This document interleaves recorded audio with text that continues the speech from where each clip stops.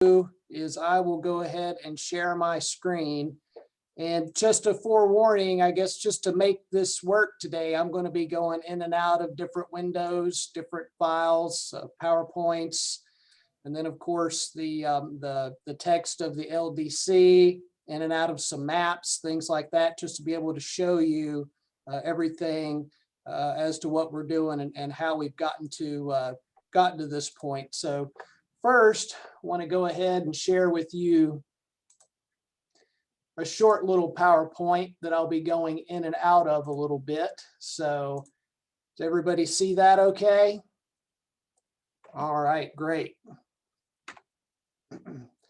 So just want to give you an update on our journey and where we are now, how we move forward. But first, we start back with where we got this started back in summer of 2019. So it may be hard to believe, but we're just about 1.5 years into this process. And that's very typical for these type of processes when you're looking at your zoning code and your land uses comprehensively. It takes this long to do.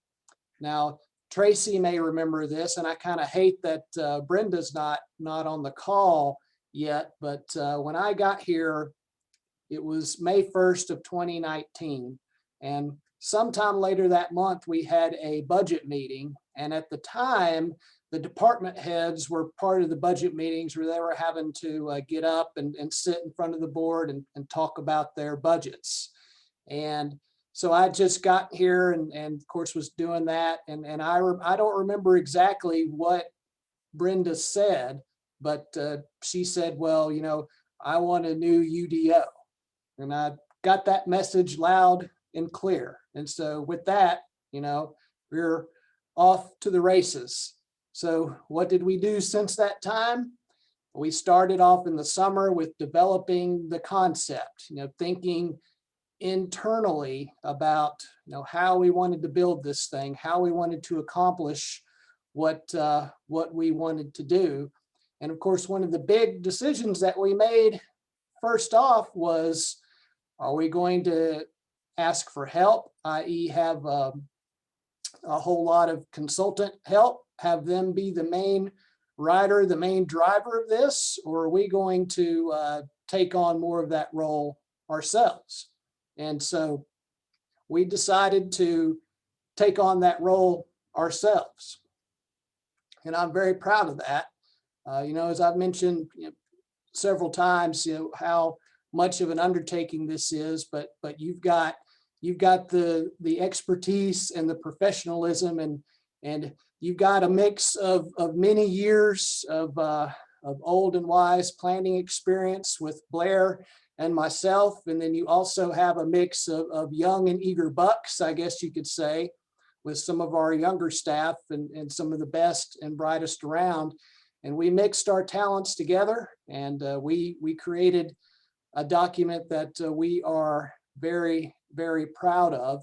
And we didn't want to just rest on our own laurels, though. We also said, well, okay, you know, after we write this thing, we need to have somebody reviewing what we have written to make sure that, number one, it makes sense, it flows well, give us some thoughts and ideas on some of the big picture parts of it, but also down into the weeds of it.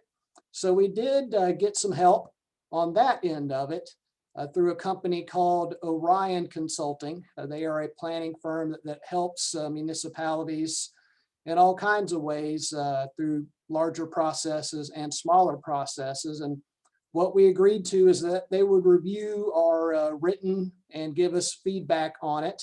And they had great feedback for us. So, you know, that's something that we really valued, and we heeded almost every bit of it. Her name is Carol Ray. She has a couple of people that work for her. She was the national president of the American Planning Association. So she has a lot of credentials. So she knows what she's doing. And we knew that she was the right person to review this.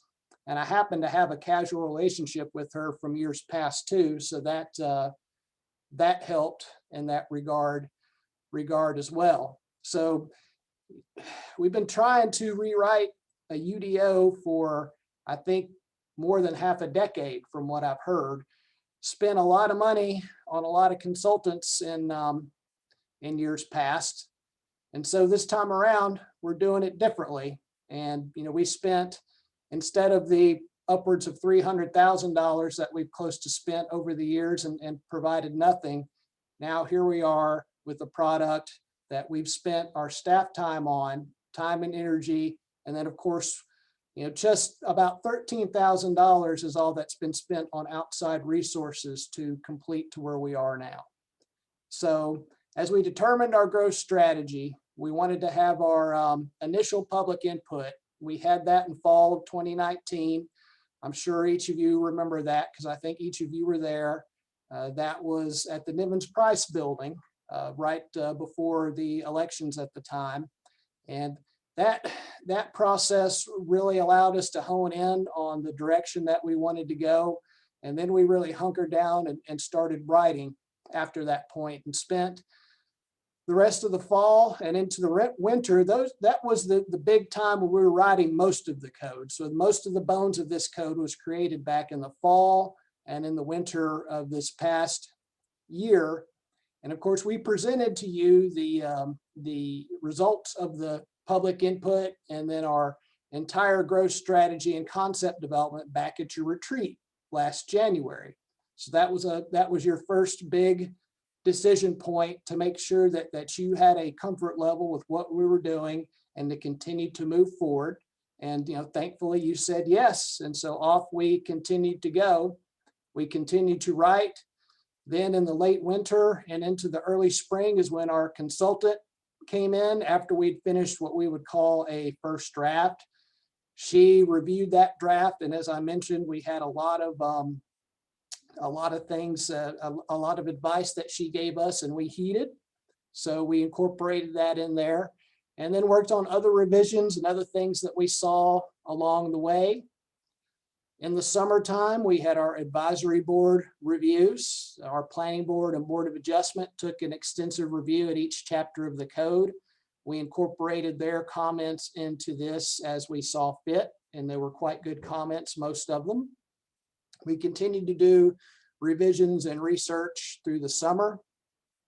Then this fall, we had our open houses 3 and 4, which were out at the pavilion there at the Methodist Church downtown. Had them outside due to COVID concerns, and thankfully the weather was still pretty warm there. And we received public input based on the final drafts that we had created. And also for about a month before that and some time after that, we received public input online.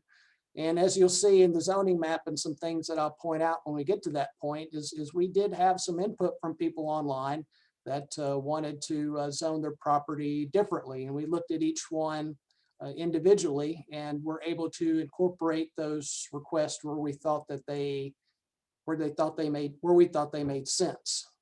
And so that gets us to today, where we start the Board of Commissioner review. And then as we move forward, we'll go at this however long it takes. I don't know if this will be quick. I don't know if it'll be long. We'll get a kind of an idea of how this goes as we get through today and tomorrow. And what we'll do is when we are done is we will make any final revisions that we need to make sure that the board is comfortable with the plan then going forward with our public hearing and then adoption. Right now, our attorney, Charlie, he is reviewing the code. He's reviewing the code, the pertinent sections that he would have interest in, which are the more administrative sections of the code. Charlie's not going to have much interest in parking ratios and things like that, but he'll have an interest in the process and those type of things. So he's reviewing those aspects of this code. So there are a whole lot of people to thank you for this process. You can't thank everybody and probably can't remember everybody to thank, but these are first and foremost the primary people that we need to give some acknowledgement to. Of course, it's our planning staff, as I've mentioned before, and very boastful about the professionalism and good staff that we have. Every single one of our planning staff had a hand in this in some way or another. Did a lot of writing of it, did a lot of editing of it, brought up a lot of good ideas. We fought and argued over plenty, just like any good little family would. But first and foremost, I think we had a good time and enjoyable time doing this through this entire process. Engineering was just as big a part of this. You'd be surprised at how much you can argue over street trees and landscape widths and stuff like that, but that does happen. Public services was involved in that part as well. Got feedback from them, got feedback from our Parks and Recreation staff, our Union County Forester. We took his work that he had done previously and incorporated that, and then some into this code, and then also Haven Creative, who had a big part in some of the initial stages of getting this code formatted. And after the initial formatting, then we were able to take off and run with it ourselves in a program called InDesign, which Blair has an expertise level of an ability to use. And so we took advantage of that. Also, as I mentioned, our consultant, Orion Planning, who made several recommended, several recommended edits. And as I said, heeded their advice quite extensively. And of course, we reviewed it over and over again. We've looked at this stuff so much, it's good to have a new set of eyes looking at this.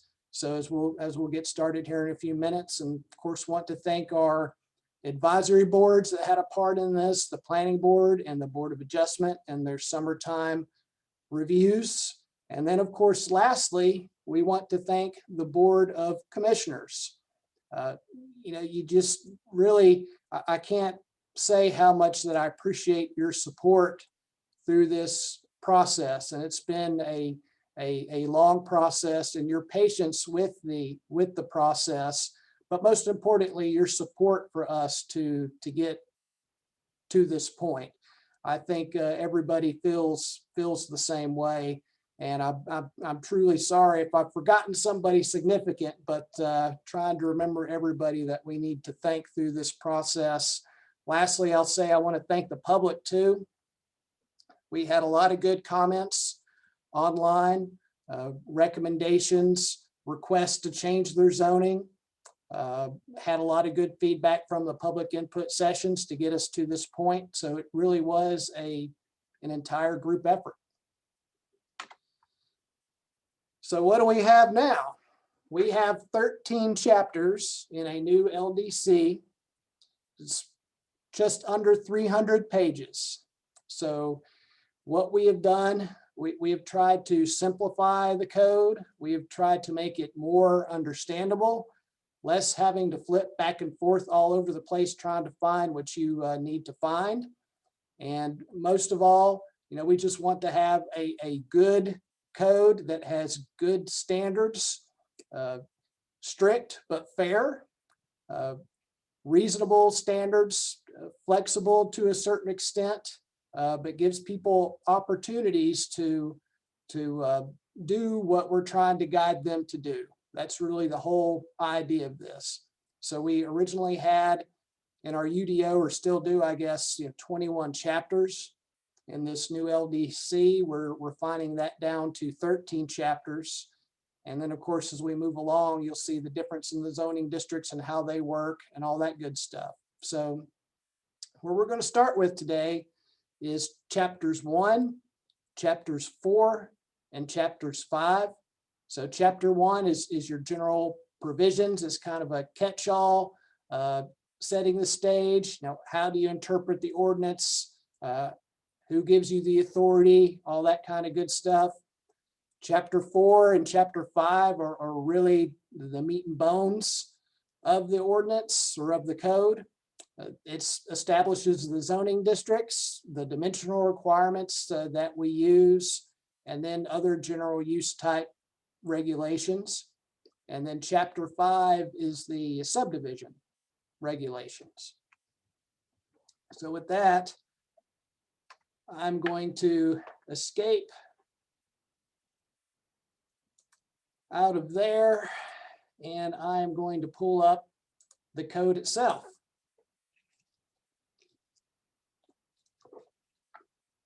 And since I might be talking for the better part of 3 hours, I'm probably going to have to take a few water sip breaks as well.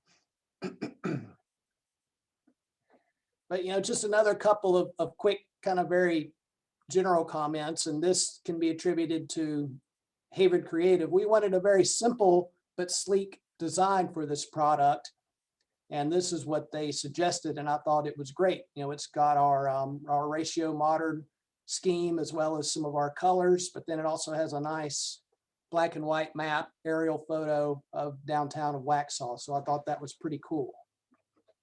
So scrolling through here. That button. Oh, that's right.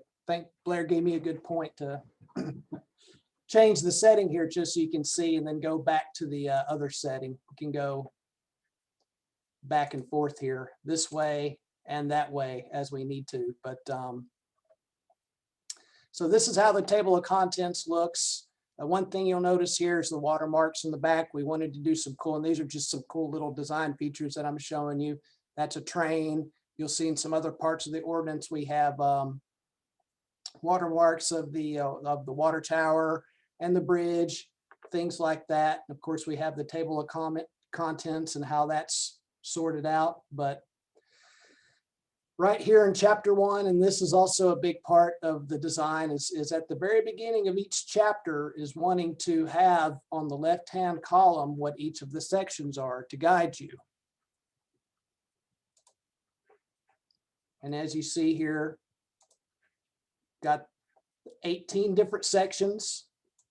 And then we get started rolling through, as I mentioned, general provisions. So this is really the catch-all. This establishes how this ordinance is going to be adopted, the authority, the applicability, some different interpretation requirements, things like that.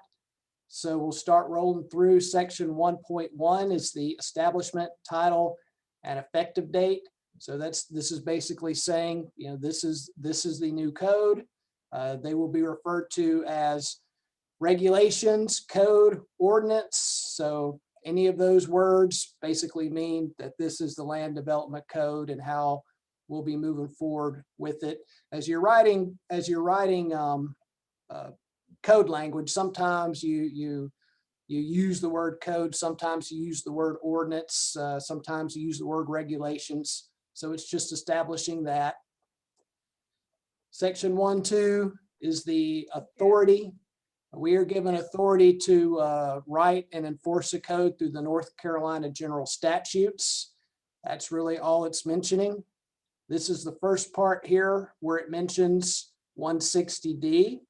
So the town, through this code, intends to use all powers provided by virtue of North Carolina General Statute 160D. So there's a lot of this code that is written the way it's written to be consistent with those new statutes, 160D. Jeff, we have a question. Yes. So if we have questions as we go through this, do you want us just to kind of chime in here? Yeah, that's probably better. Sure. Okay. So you just might want to glance up every once in a while, because I have a lot of little bookmarks and things. So I'll stop you when we get the appropriate point. All right, very good. One thing to also point out, though, in the authority is, yes, we are utilizing what is empowered to us by Chapter 160D, but it's not exclusive to that. There are other statutes and things like that that do pertain to a certain extent to planning and zoning. And so we are also granted the authority to use specific powers granted from other sections of the North Carolina General Statute. Jeff, if that's the case, then they should probably be listed there. Well, there's a lot of them. So, but we could I don't know how many there are. That could add a whole nother page or two to the code. And I guess I would hate to miss one too, would be the other thing, but that's something we can look at. This document's going to be made public, correct? It's going to be out where people can look at it and reference it and things of that sort. Maybe we just reference the front end of the code and let them scroll down to find what they're looking for. Like an appendix? An appendix or a reference to a page where it starts in the code. It starts in the general statute. Well, and so actually, since you mentioned the word appendix, I actually had a few things in an appendix in the original writing. But one of the biggest advice thoughts I got from Orion Planning was not to have an appendix. She, in her experience, says typically you're better off putting this stuff into the meat of what you have instead of having people flip back and forth to appendices. And so we took that advice and we took out appendices and then put it into the actual chapters.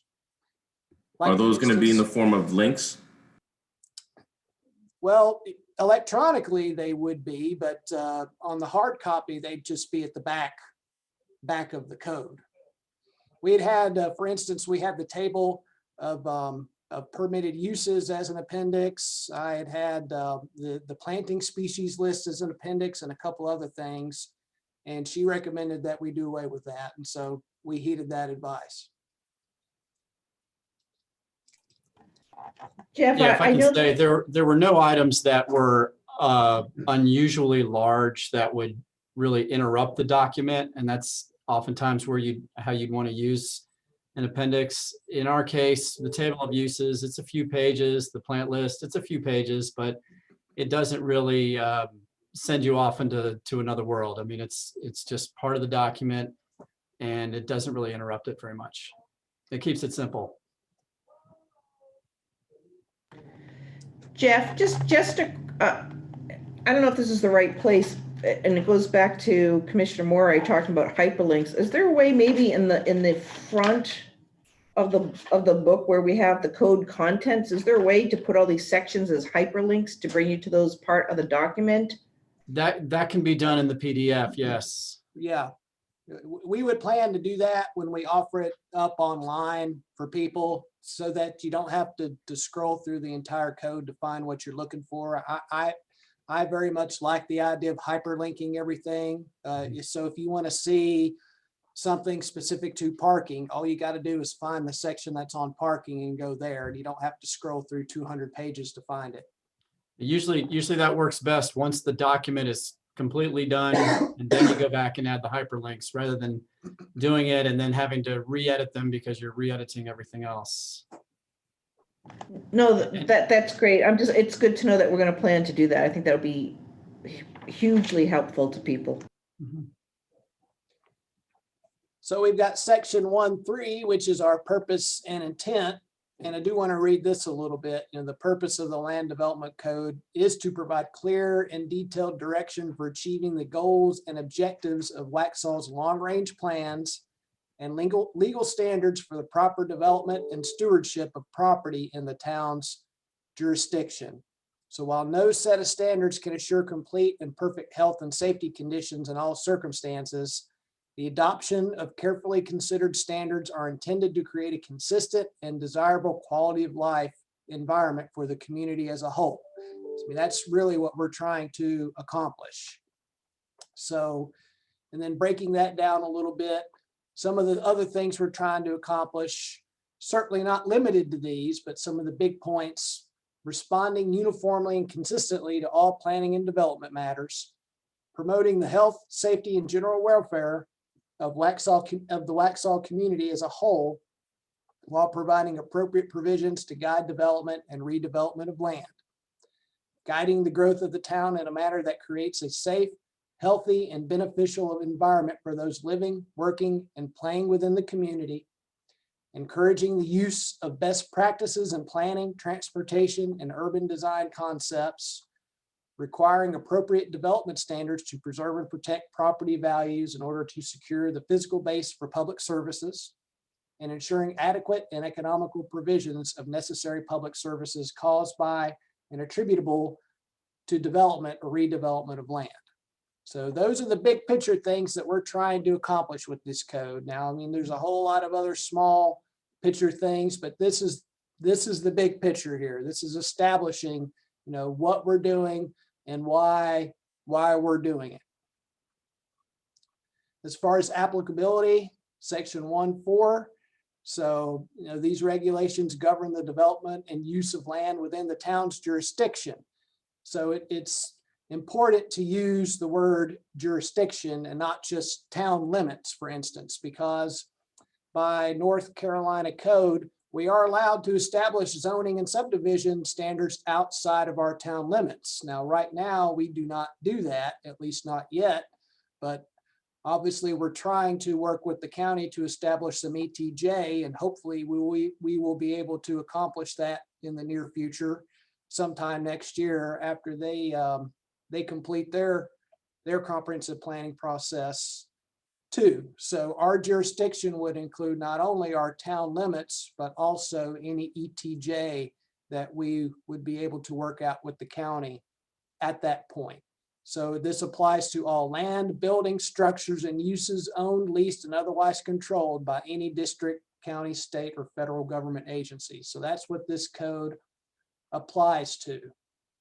So section 5 is our relationship with other laws, covenants, or deeds. So this is an important clause that should be in just about every zoning code that you see. If there is some kind of conflict, then the stricter provision does apply. So that's very, very common, but we also want to establish that we do not enforce, any type of private covenants, restrictions, easements, anything like that, but certainly may take that into consideration in our decision making. Now, there are a small handful of exceptions. The two biggest exceptions that you find in most codes is number one, bona fide farms as defined in 160D. So, we can't enforce zoning code on what is a bona fide farm as established by state law. So horse farms on 3 or more acres is defined in chapter 13, which is our definitions area. In any other use, structure, or land development explicitly exempted within the code or within the text of this code or by state or federal law. So basically, if it's exempt in state or federal, it trumps us, is what that's saying, just like any other state or federal law would. So then we go on to a little bit more of the minutia of it, fractional requirements. So what this says is that anytime that there is a fraction of a unit for any type of use or determination of this, if it's half or more, it'll be rounded up. If it's less than half, it will be disregarded unless that fractional requirement is explicitly prescribed in the code. And we actually added these words in here just a few days ago. And that should have been in the original final draft, but it missed the copy there. So we added that in. Then when you have any requirement where it results in a fraction of a dwelling unit, that fraction will be disregarded and the nearest lower number will apply. So if you have somebody that comes in and they're looking at determining how many houses per the total property they can do, if the computation comes out to 100.5, you round that down to 100 instead of rounding it up to 101 for the density allowed on that property. If you have somebody that is trying to fit in a garage on their property and they're having trouble with it about being able to meet the 5-foot setback, if they're at like 4.9, 410, we'll give them the 5. So that's what that's saying, trying to provide some flexibility to people when they may need that. So zoning map and interpretation of district boundaries. So we're describing here that the map, we're establishing that it's here. It's the graphic form of showing off the districts and boundaries described in this code. It will be kept in digital format and it will be kept in the office of the town clerk. And then the planning department will be the official steward of the zoning map and will provide the town clerk with any updates there too.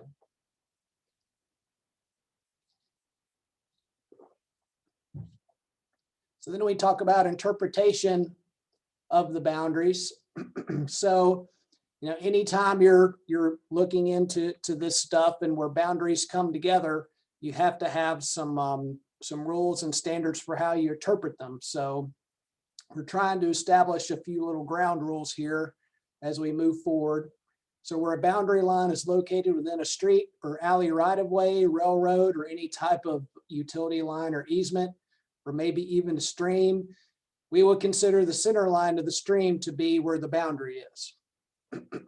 Where a boundary is shown to be located a specific distance from a physical feature such as a street or stream, that distance will control. So how that will work, and you'll see on the zoning map, most of the zoning map is divided by parcels, but some of the zoning map in a few areas, there'll be a split. Maybe because the parcel is so large, we've split it into two different zoning districts. We will establish what that distance is and then put that on the map to show what that depicts moving forward. So where a district boundary is shown to coincide approximately with a property line or a town limit line, the property or town limit line will be considered the district boundary unless it's otherwise indicated. Zoning boundaries that do not coincide with a property line, parcel boundary, landmark, or similar feature will be determined using geospatial data included in the official zoning map. So if we have a split zoning piece of property and we drew that line 500 feet back from the parcel line, we'll show that on the zoning map that's what that is.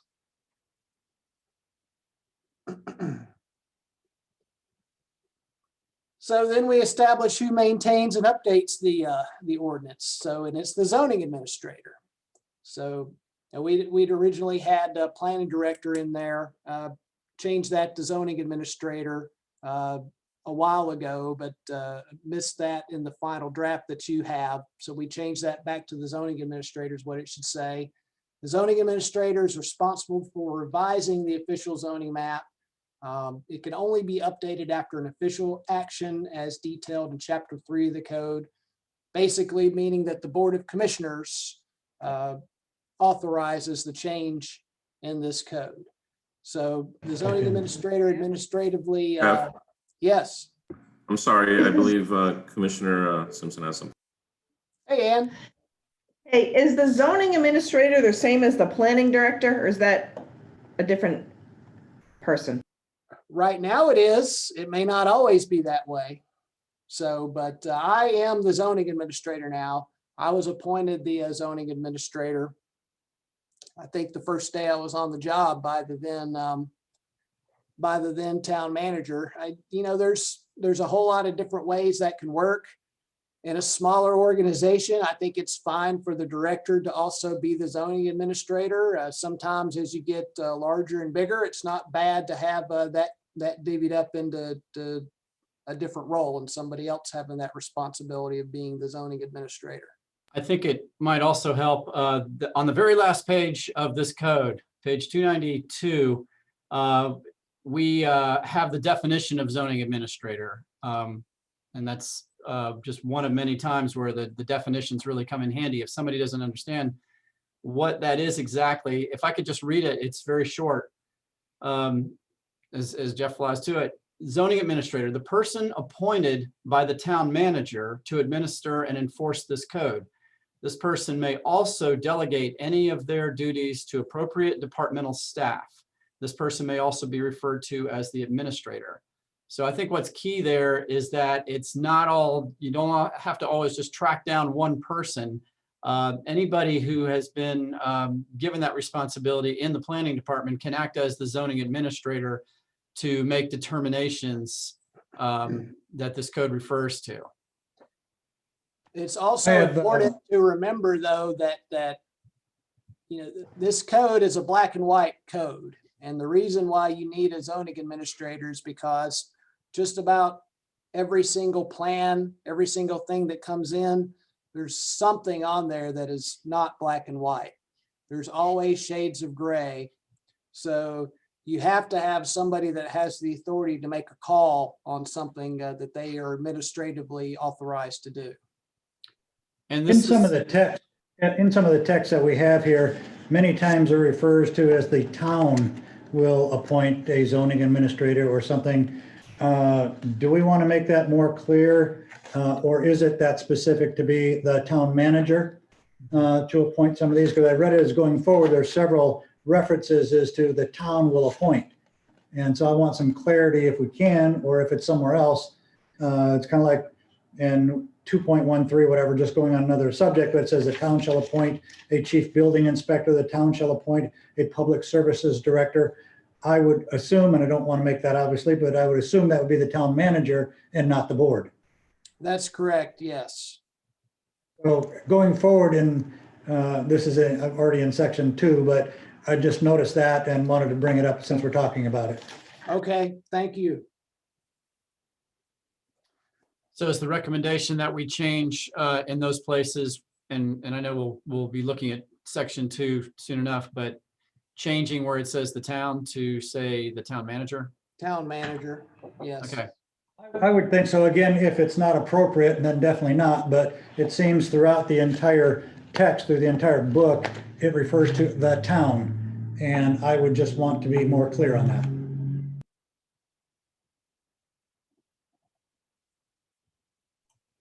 all right, I've made a note of that in our revisions. All right, very good. Thank you. All right, so moving along, we've got maps adopted by state, federal, and regional agencies. So what this is saying is any maps that are adopted by the state, federal government, any regional agencies can be referenced in order to enforce the provisions of this code. So, there's a lot of examples of that, such as flood insurance rate maps. That's a biggie. Watershed boundary maps, regional transportation maps, and of course the catch-all, any other maps that are officially adopted by any state, federal, or regional agency. All those are at our disposal when we are enforcing this code. Section 110 talks about illustrations. So the illustrations, they're not meant to be drawn to scale. It's very difficult to do that in any code. They're really just intended to graphically represent the requirements and contents. So we also want to make sure that if there is any conflict between the text of this code and any illustration, that the text is what prevails. Okay, and here's a biggie. Section 111, consistency with plans and studies and payments in lieu. So what we're saying here, the provisions of this code are intended to implement our town's goals, objectives, and policies. These are our adopted plans. They consist of any existing or future studies, including but not limited to land use, transportation, traffic impact analysis, recreational studies. So this code works to implement infrastructure, right-of-way, easements, and other improvements that are depicted within these plans and studies. Any amendments to this code shall be consistent with the goals and objectives of the town's adopted plans. If any amendment is found to be inconsistent with the town's adopted plans, then it shall be considered only if it is determined to be reasonable based on the provisions of Chapter 3 of this code and Statute 160D. That goes back to the reasonableness and consistency statements that the board adopts for each rezoning. So, but backing up to the first paragraph, this is what ties this implementation document into our plans.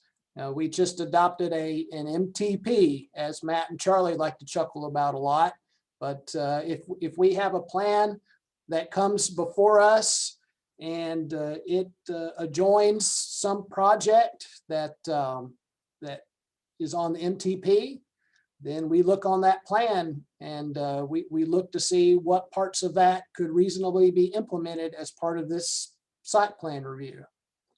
So that's how that works. So and any plans that we have can be applied in that way, because one of the goals of this code is that, you know, we do successfully implement the plans that we have. Yes, Ann?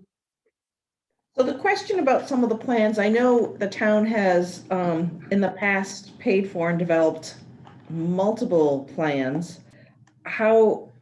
Which some of them may be obsolete at this point. So how do we go about moving forward with some of, incorporating, if we're going to use some of our plans? I mean, some of those things aren't, or again, they're obsolete in a way.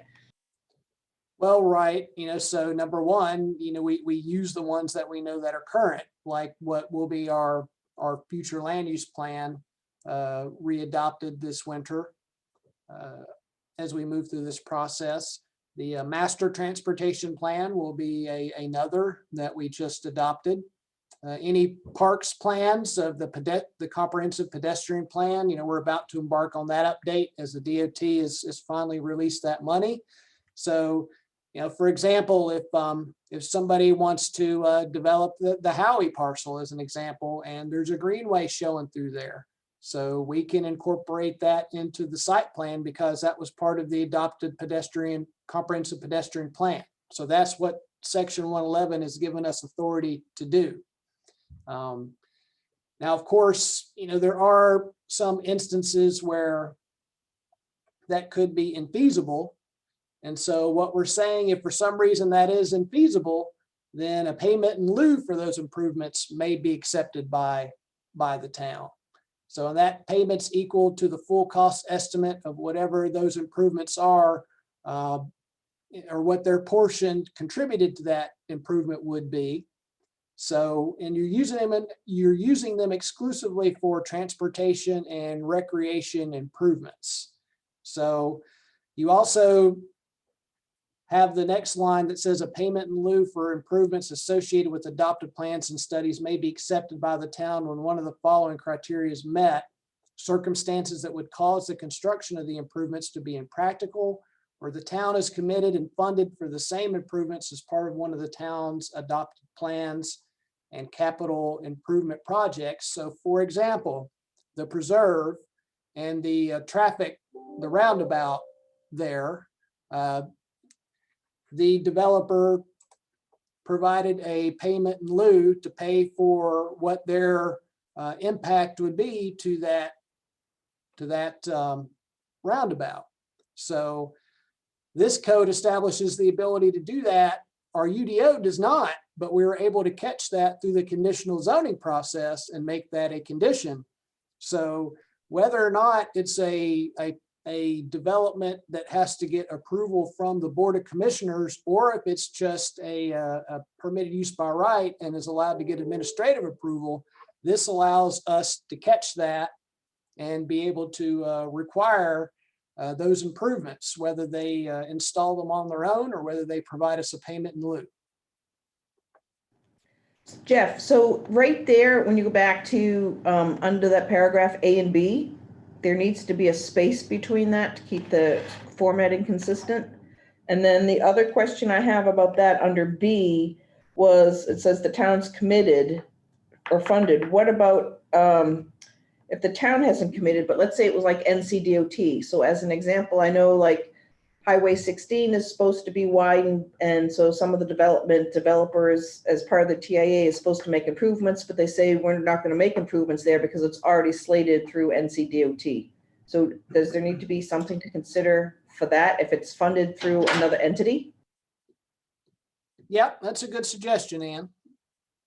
And I just used it in context of NCDOT, but I don't know if there'd be another entity or something else we need to take into consideration there.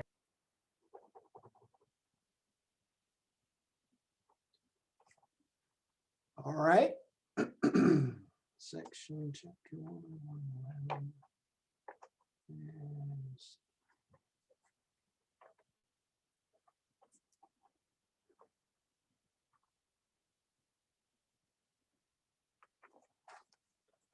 All right, very good.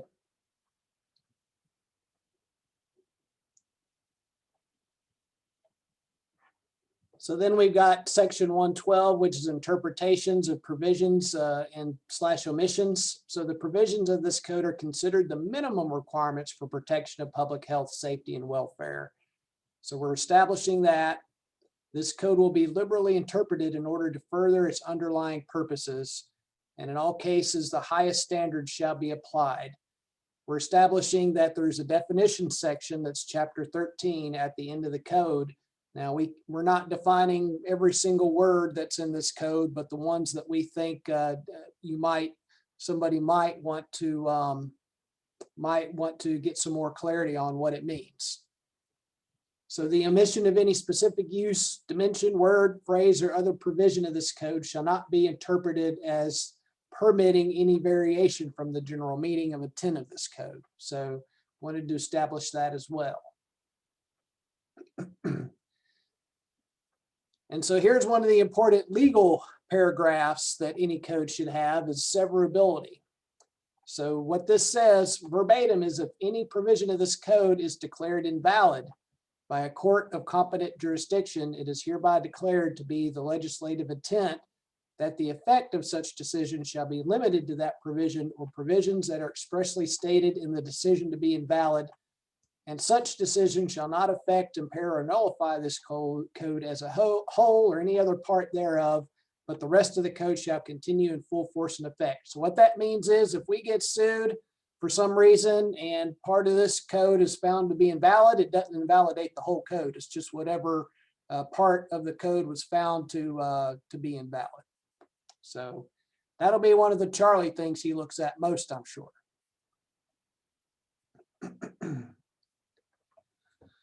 So section 114 is vested rights. And so this is this that we don't have a choice over. This is the 160D. This is what 160D says that we have to do in regards to vested rights.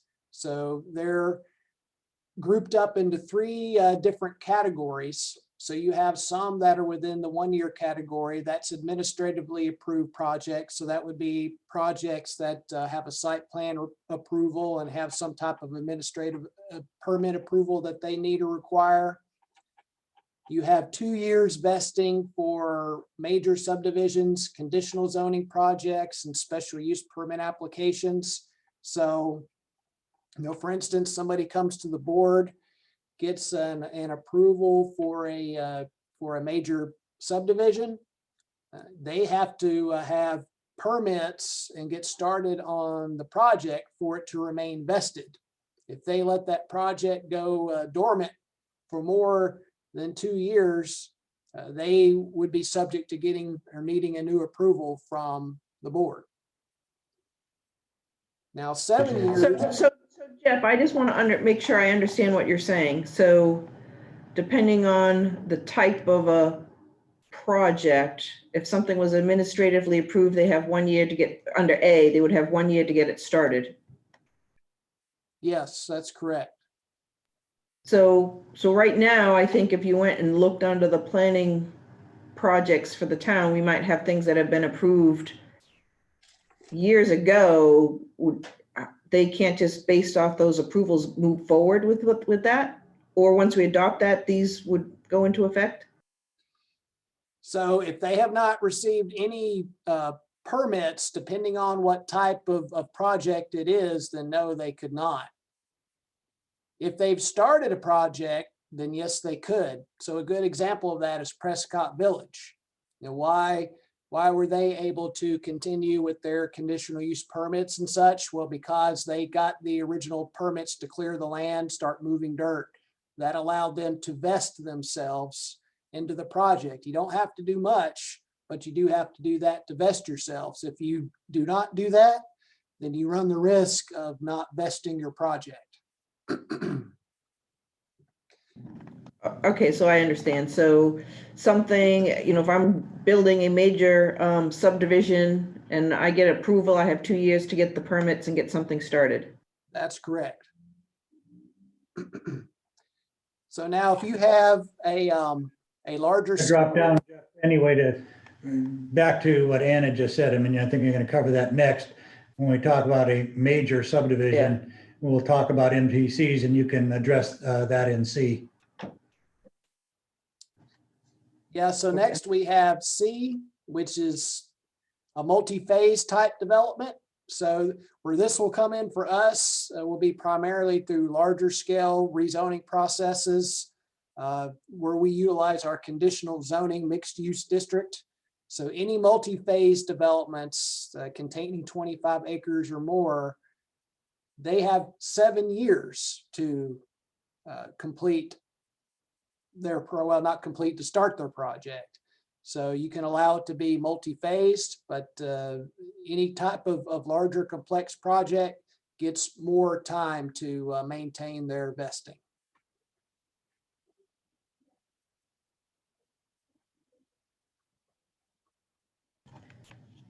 All right, I didn't know if that was you scrolling or me doing that. I just wanted to go back to that a little bit if you could. So just to understand, to be clear on the 7 years, the 7 years is basically to turn we'll call it the first spade of dirt. Once they initiate that process, then there is no time limit on the back end. That's correct.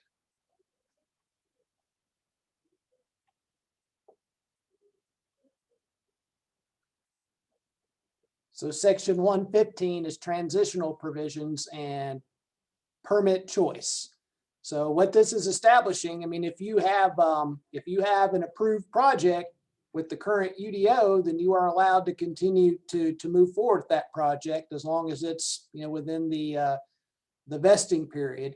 And then permit choice is another specific thing from 160D. So what it says is applications that have approval prior to the adoption of this code may continue under the provisions of the prior regulations, in this case, the UDO.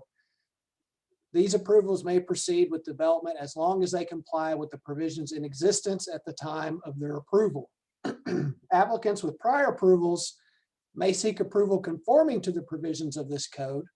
So say if somebody had a previous approval, but they might find it more advantageous to go forward with a similar plan in the new code, they can do that.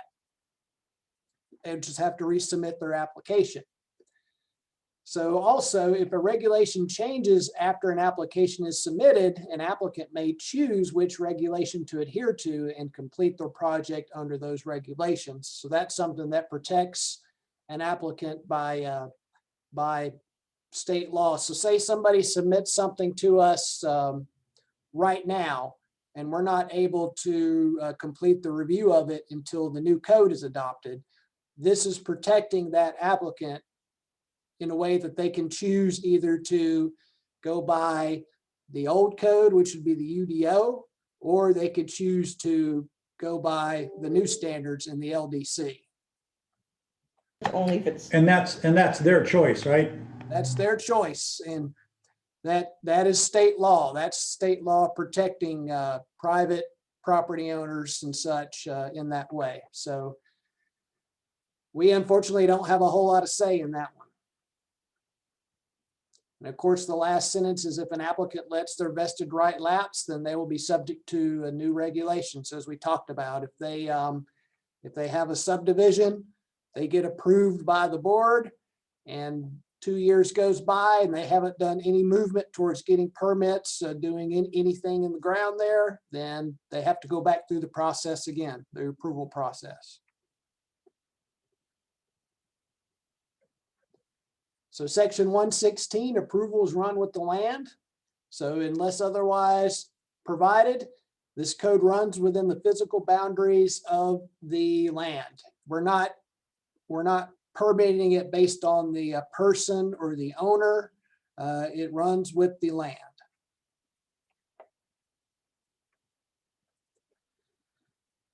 Section 117 is water and sewer requirements. And this is one that we put a lot of thought into. So we are creating these zoning districts with the assumption that every lot will be able to have access to adequate water and sewer disposal systems. So we want people, when they develop, when they create lots to connect to the public water and sewer system. We don't want septic tanks. We don't want wells. We want people to be on the public water or sewer system. Now, that's not always feasible in every single instance, but just about always, that's what you want. So if water and sewer is not available, then that development or developer would be responsible for extending the public water or sewer system to their property to provide connection to our utility provider, which is Union County Public Works. There would be some special circumstances. Sometimes you have a subdivision, you could have a 100-lot subdivision, and the topography may cause 1 or 2 or 3 lots to not be able to receive adequate sewer service. So you can make those case-by-case decisions if you have some kind of small little pump station, or you have some kind of small little need for a septic because of those type of issues, but they would be on a case-by-case basis. We want everybody to be on public water and sewer, and it also protects our R1 district, which is our lowest density 1 unit per acre. It protects somebody from wanting to make acre lot subdivisions, which is fine, but what we don't want is them to be all on septic tanks and or wells. And this is again driven, or let me ask the question differently. So a community, if they want to come inside of our town limits, this is a standard. But they can also stay outside the jurisdiction of the town and do, in this case, what the county's requirements would be. And the county's requirements would allow them to be on septic and well. The county, of course, we can't dictate what their requirements would be. That's correct. Yes. I just want to make that clear. So it's only within the jurisdiction. That's right. Only within our jurisdiction. Well, here's another question. If we're going back to working on an ETJ, would this also apply if we had an ETJ? Yes. Would it apply on an ETJ, or would it still be under the counties? That's a little bit gray. So if it's an ETJ, but not within our jurisdiction, you're falling back on that we can have jurisdiction outside of our jurisdiction. Well, now remember, our jurisdiction would be our town limits and our ETJ. So that would be our jurisdiction in this code. And that's what I was referring back to, is that our reach could extend beyond our physical borders. Yes, it can. And I think we would want to maintain that if it's in our ETJ. Now, I will tell you that most likely what we will get initially, of course, we'll inherit, which will be a good bit of septic and probably some well. But most likely somebody's not going to come forward to us in our ETJ to develop something. We would want them to annex into the town. I would say 99 out of 100 times, if not 100 out of 100 times. So it almost sounds like in that type of a situation, if we had an ETJ or jurisdiction, that would be more of a benefit for the builder to want to annex in as opposed to stay out where they are. Exactly. But it also protects the R1 zone from somebody just coming in and developing an acre lot subdivision without adequate water and sewer. Yeah, the utilities. Yeah. And that ETJ, those boundaries have yet to be determined specifically. We don't know if it's going to be 500 feet, a mile off of us or whatever. That's correct. But, we're not, as I've mentioned to the county before, and I've mentioned to you, we don't have any manifest destiny really with our ETJ. We're not looking to go out. Statutorily, we could ask for 2 miles outside of our town limit lines, and we don't want to do that. We just want to fill in our donut holes and then some of those gap areas between our existing town limits. We've got plenty to deal with within our own existing town limit lines, and then those gap areas. I don't see any reason for us to grow much beyond that. Well, eventually we're going to have to face that over the 10-year, 50-year plan. we're going to have to look at our sphere of influence. And that's, again, probably the county's consideration in, certainly their willingness to work with us, because we will expand. 10, 50 years, we'll be beyond our borders. Well, our future land use plan does include the JPA joint planning area, and that's online. And it shows, I think, a kind of a wish list for the town with the county that we've already communicated to the county. They just haven't taken it up yet in any kind of formal way, but they're aware of it. And it will form at least the beginnings of those discussions when they happen. But the very beginning of those discussions will be just to fill in the donut holes, as the county's already expressed. And of On course, the perimeters, the perimeters are driven by population, if I remember right. You got 10,000, then you got 25,000. Yes. So the 2 mile goes to a population of 25,000. Is that correct? so if you have 0 to 10,000 population, you can have a mile. If you're between 10 and 25,000, you can have 2 miles. If you're over 25,000 in population, you can go out 3 miles. Okay, just want to be clear. So, and last and not least here with chapter 1 is the repeal of the existing UDO. Whereas, one of the first big decisions we made was not calling this a UDO. We figured that that name had lived its useful life, and that acronym had lived its useful life. And so, of course, we established it as a land development code. But this would be the official once this is adopted. And of course, this happens whenever it does, then the existing UDO is hereby repealed. So there will be, certain regulations contained that will remain applicable to legal nonconformity. So, I mean, you can flip a switch, but there's a whole lot here in town that existed based on prior codes. And so, they become what's called legal nonconformities. And there's a whole nother chapter of the code that talks about how you work with those. So that's the baseline. That creates the roadmap. That's chapter 1.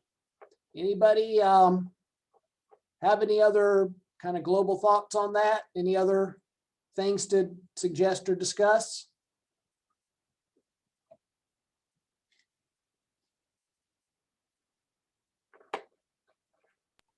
Moving on. All right.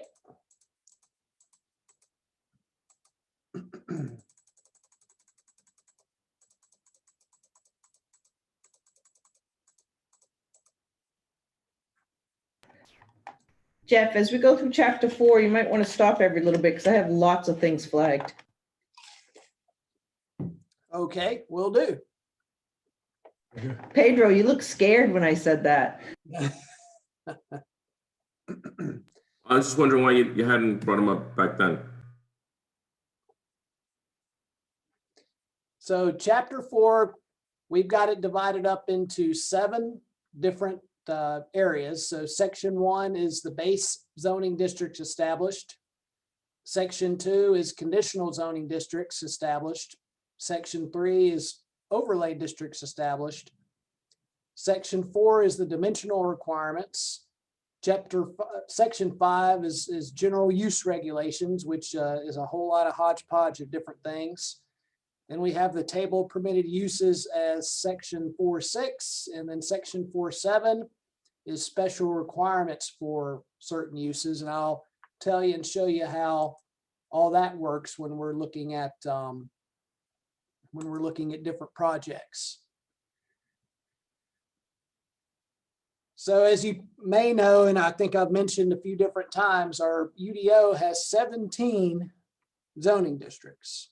So we've got several different R single family zoning districts. We've got a couple of residential mixed zoning districts, or RM. We have an OIS. We have 3 or 4 commercial districts, a couple of industrial districts, and then our downtown districts. Well, we don't need all those districts. So we have whittled that down to 8 base zoning districts. So we have 3 single-family residential districts. So these are your kind of typical suburban type of zoning districts, and there are R1, R3, and R4. And something also that's important to understand with this is, even for somebody that may not be attuned to planning and zoning, if you say R1, we mean 1 unit per acre. R3, 3 units per acre. R4 is 4 units per acre. We wanted it to make sense to people as to why it would be coded that way. For instance, now our R1 allows for an over 2 acre lot. So really, doesn't really make sense with what it's named. R4, for instance, allows for a 12,000 square foot lot. So I wanted these to make sense for what they really are and be easy to understand. So R1, 1 unit per acre. R3, 3 units per acre. R4, 4 units per acre. Then we have neighborhood center. So that is a mixed use zoning district. So that allows for light retail. It allows for office. It allows for some higher density residential type uses. And you can intermix those throughout that zoning district. And they are in key areas within the town that we'll show you here very soon. So we are bringing over 2 of our current zoning districts into this new code, the Main Street and the Town Center zoning districts. Main Street is pretty self-explanatory. It's the main downtown core area. And then the Town Center is just outside of that Main Street area, but within our downtown core area as well. And then instead of having 3 or 4 different commercial districts, C1, C2, C3, we have one.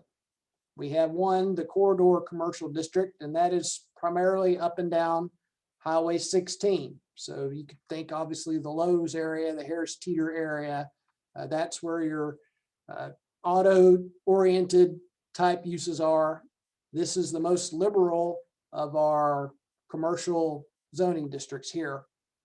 And then you have employment center. We've talked a lot about that in our comprehensive planning and future land use planning, is opening up areas of town for employment and providing people the opportunity to locate anything from high-tech manufacturing to research and development, medical, providing areas for people to work here along with living here, in the hope of being able to get some of our infrastructure completed through economic development means, and also to get people off the road, less going into town and less coming out of town, keeping more of our own people here within our own town limits. Jeff, Yes. just go back to Main Street and Town Center. So as I understand it, Main Street is simply just that, Main Street. Is there any way, or maybe somebody else can jump in and give a thought on Main Street not being just Main Street, but Main Street and perhaps a bit of a T intersection going up, let's say up to maybe a block or 2 just north of that on Broome? So we do have it, well, in fact, let's jump to that. Is that what Town Center is actually trying to accomplish, and what would be the differences there?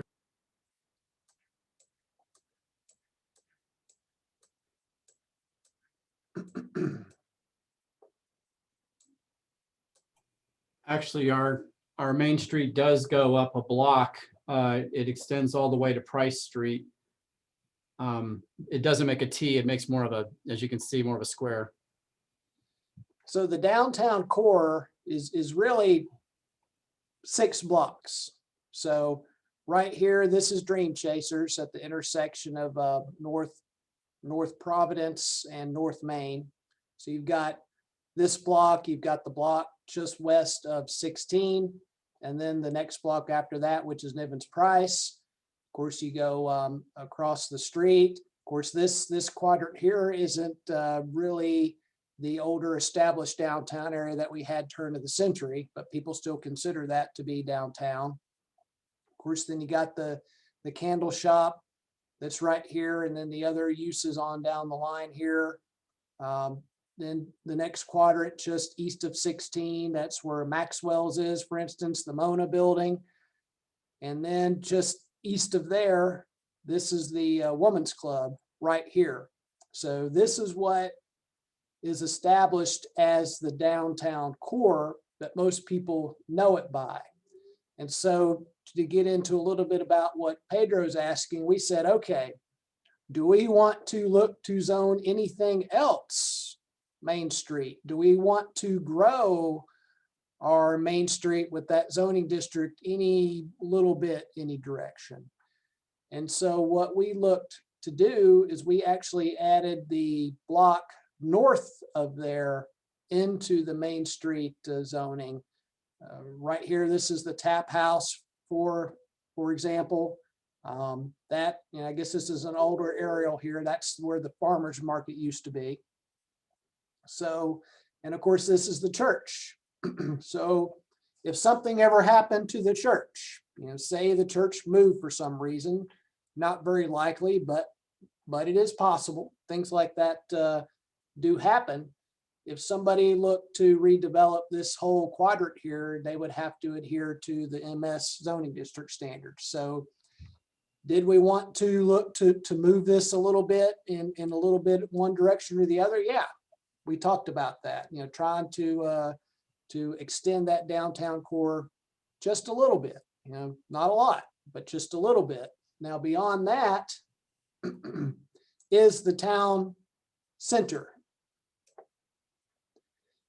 So it goes up to just about the intersection of Waxhaw Parkway. This is Waxhaw Parkway here, where another corridor commercial area is. But all this kind of pink, light purple area is the town center zoning district on the north side.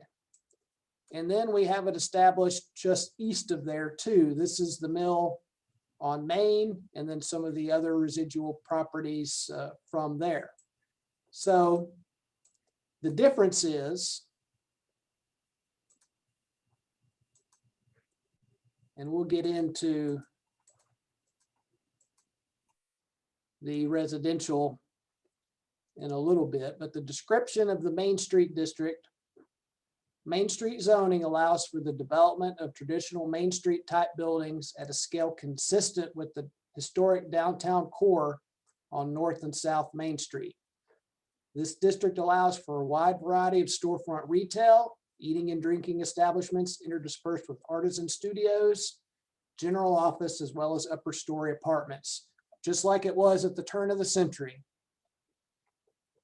MS is designed to foster an active streetscape with buildings set at the back of the wide sidewalks while promoting preservation of historic Main Street buildings and adding to the downtown with buildings designed to fit harmoniously into the existing turn of the century downtown. Now, what we are calling each of these sheets, now what we could have done is a lot of zoning ordinances just kind of have them boringly listed, I guess. We wanted this to look better, wanted it to have a better feel and have a little bit better description of descriptive of what that could look like. And we wanted to incorporate pictures of it in there, which is what we've added as well. So each of these zoning districts, we call this a district master sheet. And it talks about the description of each zoning district and then what the dimensional standards are. An example of some of the primary uses that could go in the Main Street district, this case, general retail office, restaurants, breweries, upper story apartments, live-work units, theaters, galleries, studios. It's not an all-encompassing list. The table of permitted uses has that we'll go over, but it's just some various examples of some of the different uses that would be allowed. The relevant code sections pertaining to this zoning district, some references there. And then just some other general notes about the district and what it entails. So in this case, we've got residential units shall not be developed from the ground up and may only be located on the second and third stories in the MS district. And that there is no maximum density since it's not ground up type residential. So that's what that's establishing there. That's each one of these districts have different notes like that. So, but this is the historical downtown core zoning district, and that's what it's trying to maintain. Now, Jeff? yes, So on Main Street, on this page, I actually have a question. So do you want me to enter that? Are we going to go back to this page, or I know we kind of jumped around? no, go ahead and ask. Okay, so I wrote under the notes here where it says residential density. It says there should be no maximum residential density in the MS district. Residential use should have private parking areas with the appropriate parking space ratio per unit. And so my note was, what is that? What is the number, or is there some place that states what that ratio is or should be? It's in chapter 8 under the parking standards. Is there something that maybe you could say, put a reference there or something under chapter 8 or see chapter 8? I mean, because when I was reading that, I'm like, what is that? What is that number? Yeah, we can do that. Or table or something. We do have it in the relevant code section. I mean, I see what you mean, but we've at least called it out. Let's We can see, do streets, that. driveways, and parking, chapter 7 there. Yeah, I mean, I thought that was good, but like reading these are almost like little spec sheets for each of these, and you know, just to throw something in there like that would just, I don't know. If you're looking at one spot, if I was going to go through this and say, oh, my property's in Main Street, you know, and I can just kind of look at this at a glance, more to the tidbits of it, that would be helpful. All righty. Jeff, I have a question, and I don't want to mess up your flow, so I don't know if you're going to go specifically to the map or not. But where you have the town center along Broome Street, and there's a couple of orange plots there that are R4. Why are we giving R4 to a couple of those and then going back to the town center? Are you referring to these? And Yeah, I think these? on the map that I'm looking at, it's orange. Yeah. So the reason why these off of North Providence are orange is because, as you see, the frontage is off of North Providence. Mhm. It doesn't have frontage off of NC 16. And that's the same with these two parcels here. Whereas the parcels behind it, which actually front NC 16, are zoned town center. But you also see the parcel below it here. This one is, I don't remember what use that is. It's just a house, I think, but it has frontage off of 16. So we think that one would be more appropriate for town center zoning.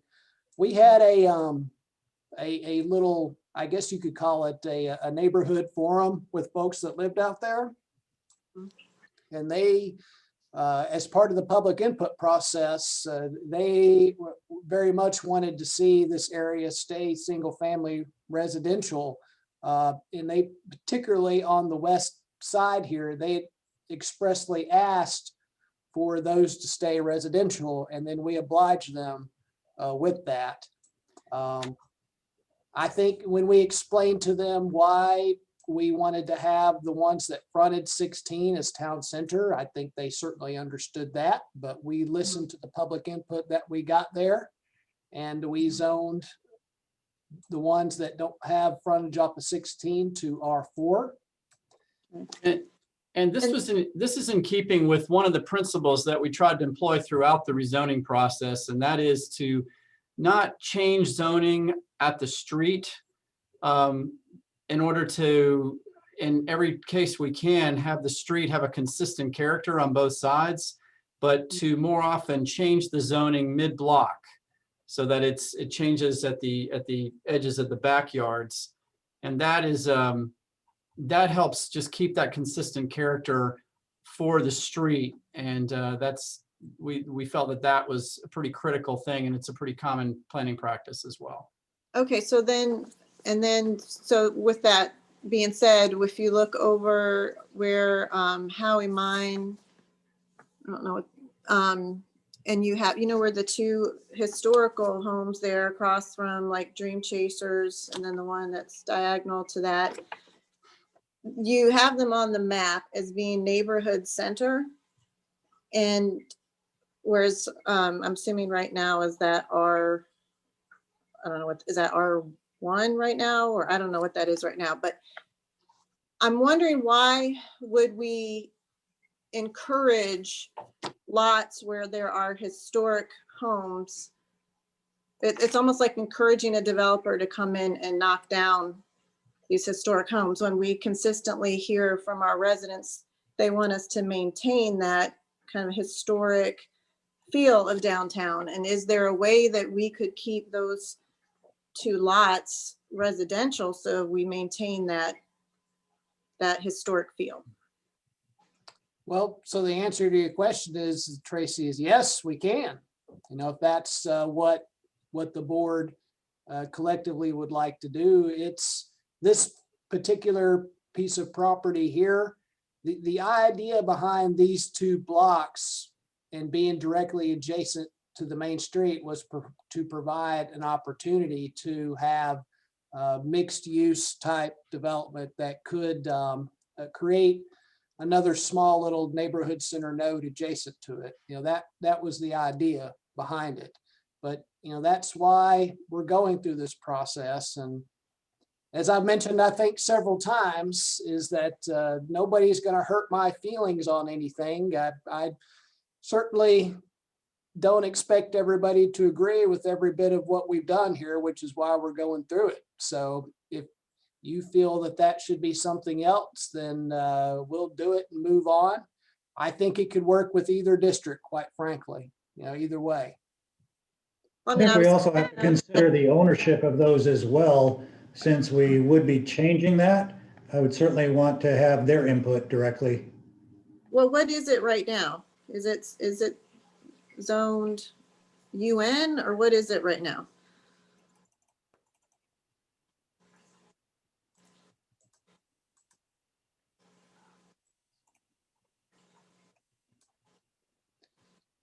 Looks like it's a mix of NMX and UN.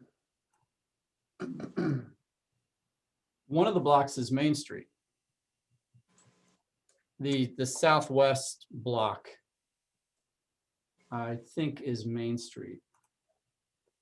Is that the Rodman House?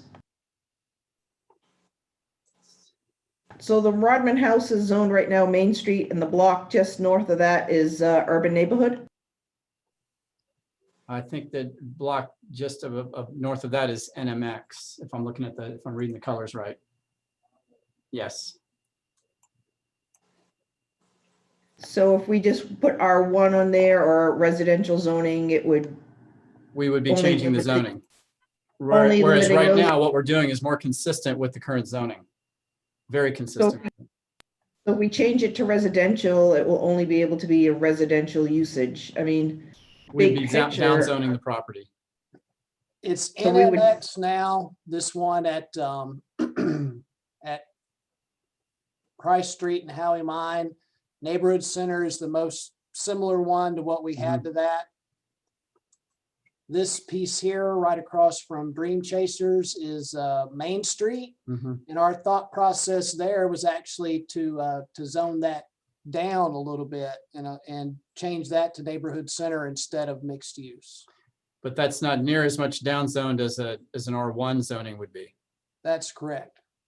So if somebody wanted to come in and buy that eventually and turn it into a bed and breakfast or something like that, what would that zoning, where would that fall under? Would that be, is that a neighborhood center or Main Street type thing? Yes, bed and breakfast is neighborhood center. Okay, Bed and breakfast establishment. Mhm. It's a permitted use by right in R1. It's a permitted use by right in R4. Special use in Main Street, Town Center, and then it's a permitted use in Neighborhood Center. So that particular piece, if somebody came to us and said, I would like to turn that house into a bed and breakfast. So somebody walks in the office, says they want to do that.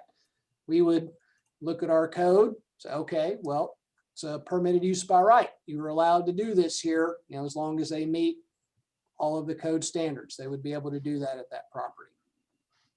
okay, I would also want to, again, go back to being mindful of a potential risk of the downzone. Yes. I think that the property owner would have, I would anyway, submit a legal challenge to that. Yes. You're downgrading and devaluing my property. Want to be real careful with that before we make this choice. Yeah, particularly it's such a prime spot in the town from a real estate perspective. yeah. I mean, I think the only thing I'm concerned about is just, I've always wanted to make sure that we're protecting the historic buildings and the character of the downtown, because that's what we consistently hear from the residents. And so I'd like to see us do whatever we can do to at least encourage people who purchase those properties to do something to maintain that feel, and not encourage developers to come in and put multiple homes there or retail or whatever there. That's what I consistently hear from our residents. And then, so when you go up that same road, the whole Miller Drive area that we've, I know we're talking about a rezoning right now. So it's on this new map, it's R4 where it was UN before, right? Or That's correct. currently UN, and now we're switching it to R4. That's correct. Okay, so is that considered down zoning? Is that what you're saying?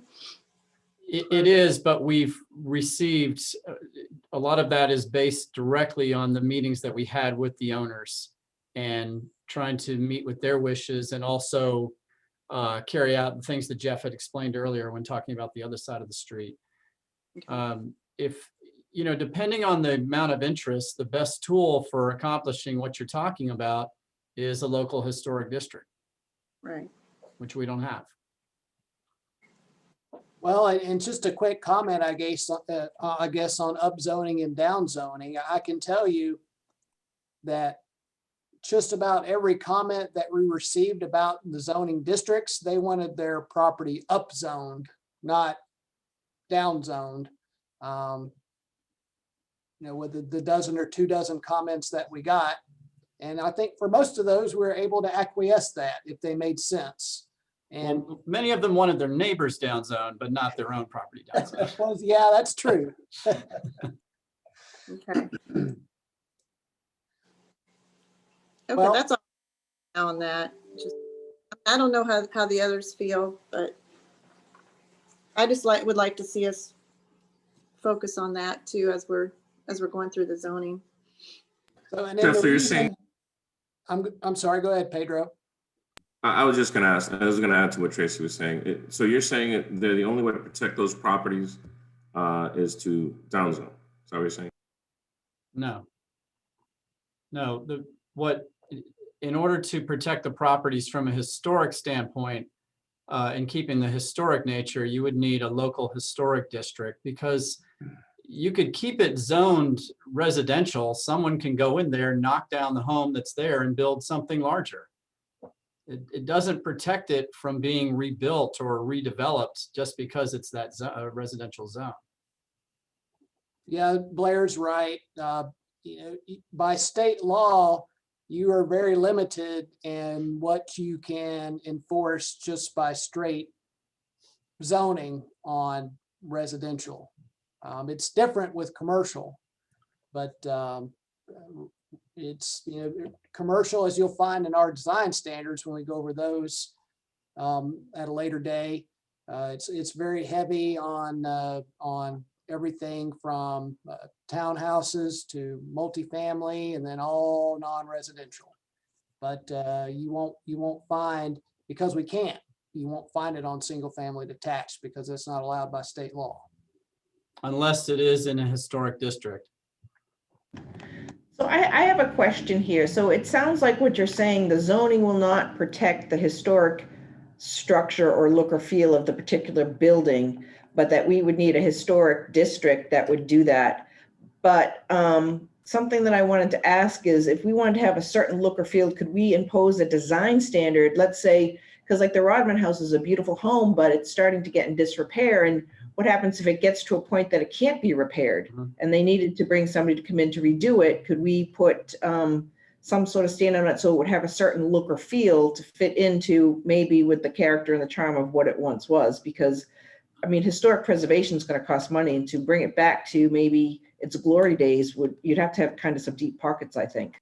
We can do that if it's not a single family or duplex development. Now, in the, say in the neighborhood center, if there were, you know, where you have a mix of uses, if you had development that was of a more commercial nature or whatever, that we can and do regulate through our design standards, but we cannot for single family or duplex unless it's in a historic district. So you would have to have a sanctioned, approved historic district through the Historic Society, or what entity handles that? Well, there is a procedure for it, and we're going to have a conversation this Friday with some of the experts about that, and we could get back to you with exactly what the procedure is if there is an interest in doing that. I mean, I know that there's been interest years ago, and it was dropped. But if there is an interest in doing that, staff is capable of walking everybody through the process. I would not be able to outline that exact process to you for right now because I'm not that familiar with it, but I know it's doable. And it would probably take a couple of things. It would need a local champion to see it through, and you would need enough public support to make it happen. And I think that's where it fell through last time. But you know, if things have changed, the desires has shifted, particularly in neighborhoods like this, and we've seen evidence of that, then that's something that the town can pursue. But it's not something that staff could just lead in. It would need to have local a groundswell of local support, I would say.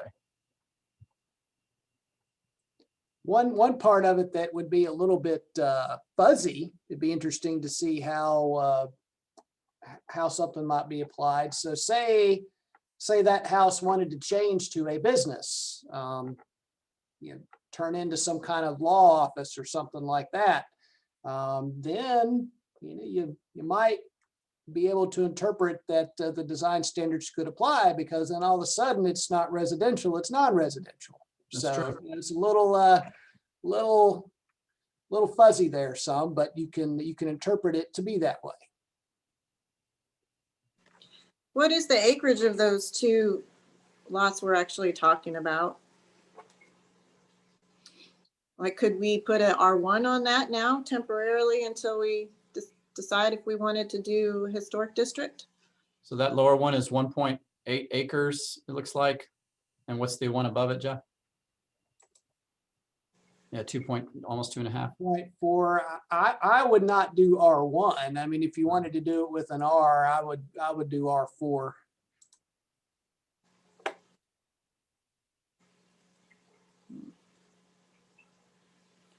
I don't know. I mean, I'm in support of pursuing a historic district, but I mean, I don't know what the consensus is of the board, but.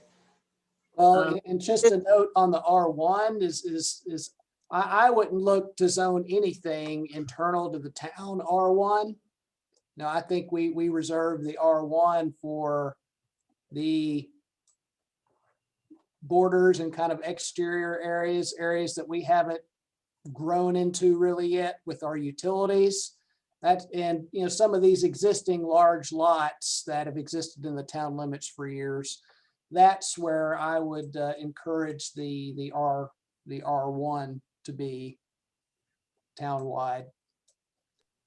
certainly not I wouldn't want I wouldn't suggest a property that's adjacent to downtown have the minimum acre lot on it at this point.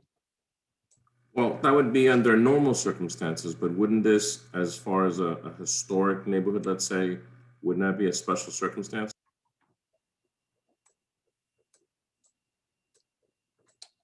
Well, but even if you zone it R1, I mean, you can't really protect the house.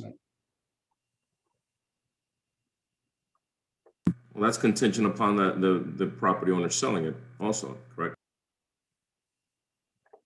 Well, it is correct. I mean, I would say it would devalue the property for whatever time period it was owned that way, forcing, somebody to zone it.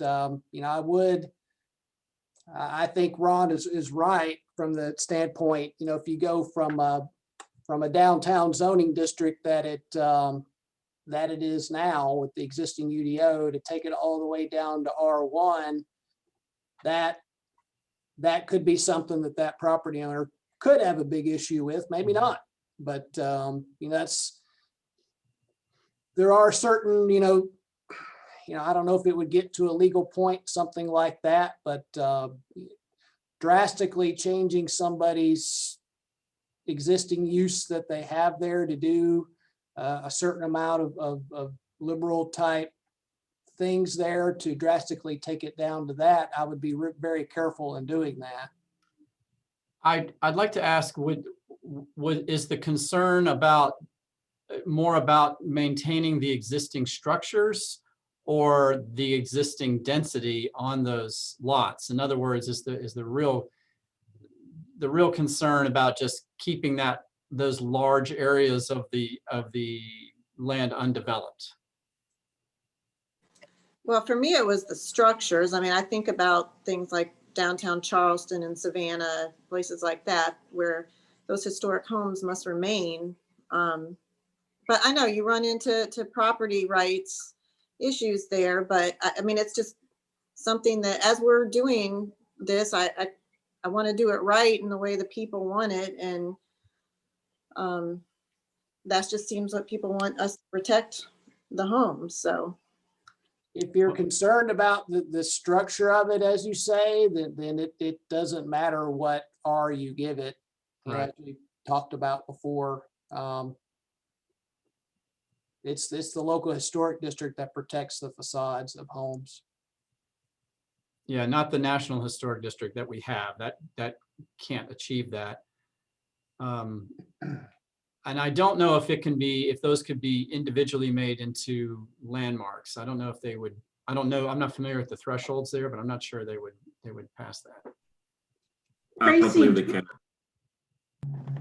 Tracy, do you know what they did in Charleston to achieve that look and feel? I mean, are they part of a historic overlay or historic district? yeah, overlay, I believe.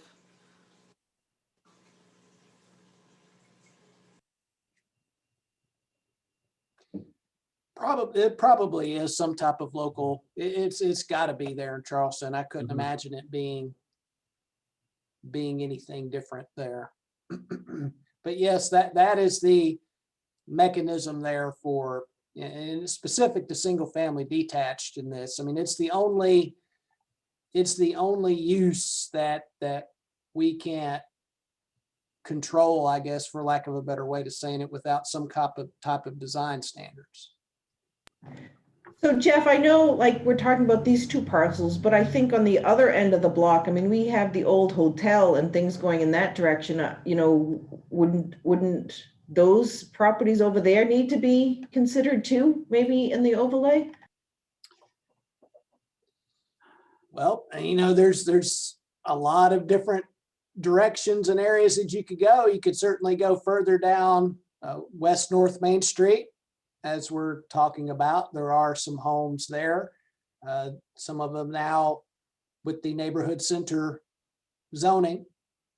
This is the Nivens Price block here.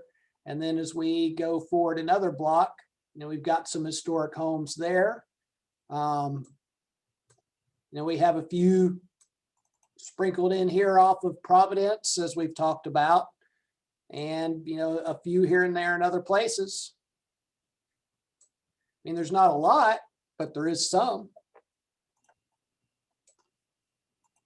And I think that we need some real clear direction as far as our liability in doing this from Charlie.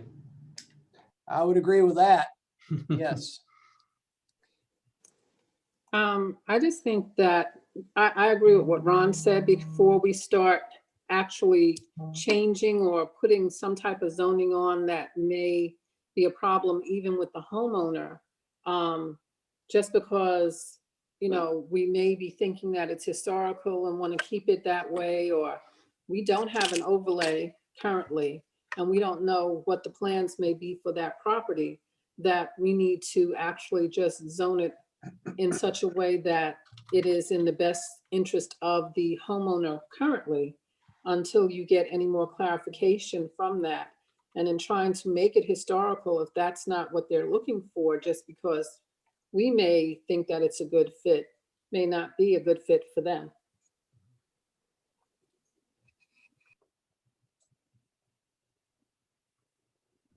Have we ever approached the owners of those properties? Well, the owner here across from Dream Chasers, he's, he only pops out every now and then. He not very talkative to town staff, I guess you could say. His brother owns the property right there on the corner, the business. They also own that as well. So they're right there on that strip. So his brother, they own other properties right along there. Yep. And we had, and some of why some of this is so neighborhood center out to here is a couple of property owners had requested that specifically. And as we looked at it, we thought that that would be a good thing to extend down along the railroad tracks and try to establish some redevelopment here, a little bit more density, a little bit more housing choice. And that's, also why we've incorporated some different type of zoning options within the R4 here and the east side. I have a question about the historic preservation, because it seems like the biggest consideration is they want to save the charm of the structure, or the look of the building. Are there any entities that form like a 503C that generates the funds where they could purchase these properties and restore them, as opposed to maybe just doing an overlay? I mean, I don't know, necessarily museum or historic societies or things like that. I think there are, that specialize in just bringing them back up to their original stature, I guess you could say. I think that does exist. And, when you get, there's a process in doing that local historic district. It's not, it's not an easy thing to do, obviously. Hey, maybe, we've spent a lot of time on this and jumping around. I don't want to take up all this time to talk about a specific historic district or anything right here. So Jeff, you tell me if we're hijacking your meeting. Well, that's okay. We want to make sure that we, get through the content and get through the concerns. So, any way we need to do that. But I think back to where we were, the Main Street and the town center. So, the Main Street is designed to be, the core area of downtown. And then really Yeah. town center is the extension of that. Yes. Jeff, can we maybe go back where we go through like R1 and kind of follow the order? I think that might give a better content or context of as we move forward, like what's really considered R1, R3, R4. And then we can kind of tackle maybe the other. Yeah, absolutely. So R1, as I mentioned, one. If everyone's agreeable to that, if everyone's agreeable to that. Well, again, what I was saying is I just don't want to hijack the meeting for you and take you way off course on something. You know, we're trying to get through these, you know, and you've got it sequenced the way you do for a reason. So if everybody's good, let's just pick up where we left off before we started the dialogue on the downtown. So the first of the 8 base zoning districts is R1 residential. So this is, you know, as it sounds like, 1 unit per acre. So the main premise behind it is single family detached homes at the rate of 1 unit per acre. And this is in a pattern that is in harmony with the rural character of much of Waxhaw's surrounding areas. Its intent is to provide suburban housing with access to public water and sewer service. So pretty straight, pretty simple, just some example pictures of what that could look like. I have a question on that. Yes. What about tweener densities? How do you know, do you go to the next zone and then not use your allocation? So say if you didn't want 1, you wanted 2, but we've got 1 and 3. So do you go to 3 and then only use 2, if that makes sense? Well, so if you wanted 2 units per acre, you would need to zone to, you wouldn't be able to zone to R1 because that allows the 1 unit per acre. We considered having an R2 type zoning district, but our goal was really to reduce the amounts that we had and what we thought really were imperative and were needed. And we decided that an R2, or, you know, what's usually equivalent to like half acre type lots, wasn't really needed. So if somebody wanted to do that, they would just zone it R3, and then they would have the ability to do that. Right, and that's what I was after, is just that. So you'd have to go up and then not use your entitlement, if you will. That's correct, yes. So we have minimum dimensional standards for R1 is 100 feet wide and 200 feet deep. Lot coverage, what that means is how much of it can be encumbered by impervious surface. So that would be 40%. And then pretty much standard setbacks, you know, you have 30 feet on the front, 30 feet on the rear, 15-foot side interior setback, meaning that it's not adjacent to a street. A corner would be adjacent to the street, side setback of 25 feet. So primary uses, it's really primarily a single family detached district, but there are some other uses that would be allowed, like religious institutions, churches, bed and breakfast. You know, if somebody wanted to convert some house out there in the hinterland to a bed and breakfast, you'd want to encourage that. Some of your notes here, double frontage lots. So what a double frontage lot is if you have a lot that has 2 street frontages, not that corner together, but are opposite, parallel to each other. So you would have 2 front yard setbacks. And then we also established that you have to have a perimeter around all major subdivisions, a buffer yard. And it's also subject to the corridor overlay district. So where R1 is, and I'll show it to you a couple of different ways on this map here. As I mentioned, we have it in areas, established subdivisions like Providence Farms here that have that density. Waxhaw Farms down here is another example of established subdivisions with those kind of low density standards. But then we also are looking to establish that zoning kind of out in our outer limits where we may not have access to water and sewer yet. And they're also on the outskirts of the town limits, like up here on the northeastern side of town off of Waxhaw Indian Trail Road. And then down here on what is commonly referred to as the Pittenger Tract, and the whole thing is about 1,200 acres. So you'd have the back 2/3 of that would be in R1. R1, as I mentioned, is primarily meant to be a holding zone for areas that really haven't quite established the water or sewer availability yet. They haven't grown into that area, so it's keeping that to be really determined what its zoning would be at a later date, consistent with our future land use plan. You also have a section up here adjacent to Marvin, just north of Gray Byram Road.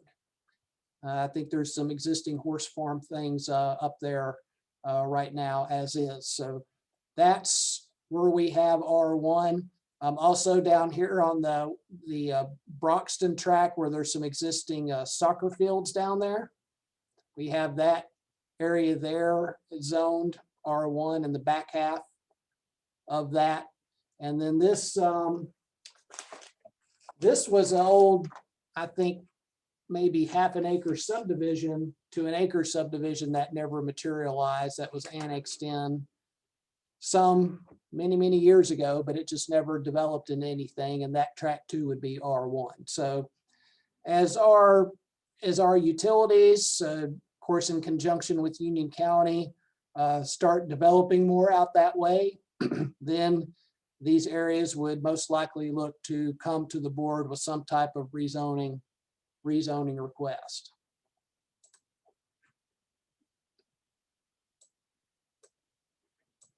So you can see these areas a little bit better on this aerial. Now this parcel up here off of Waxhaw Indian Trail Road, this was annexed in a number of years ago, but nothing ever materialized from that. Certainly a pretty piece of property there. Same with just south of there.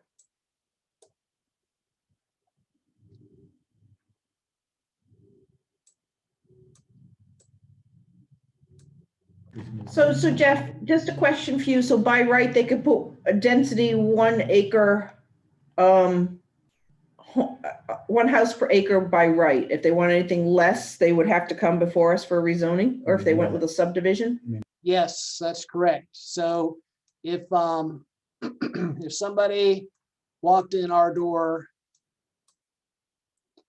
and said they wanted to do a subdivision of what's equivalent to 1 acre lots or 1 density unit per acre, they would have a permitted use by right to do that. So they would be able to.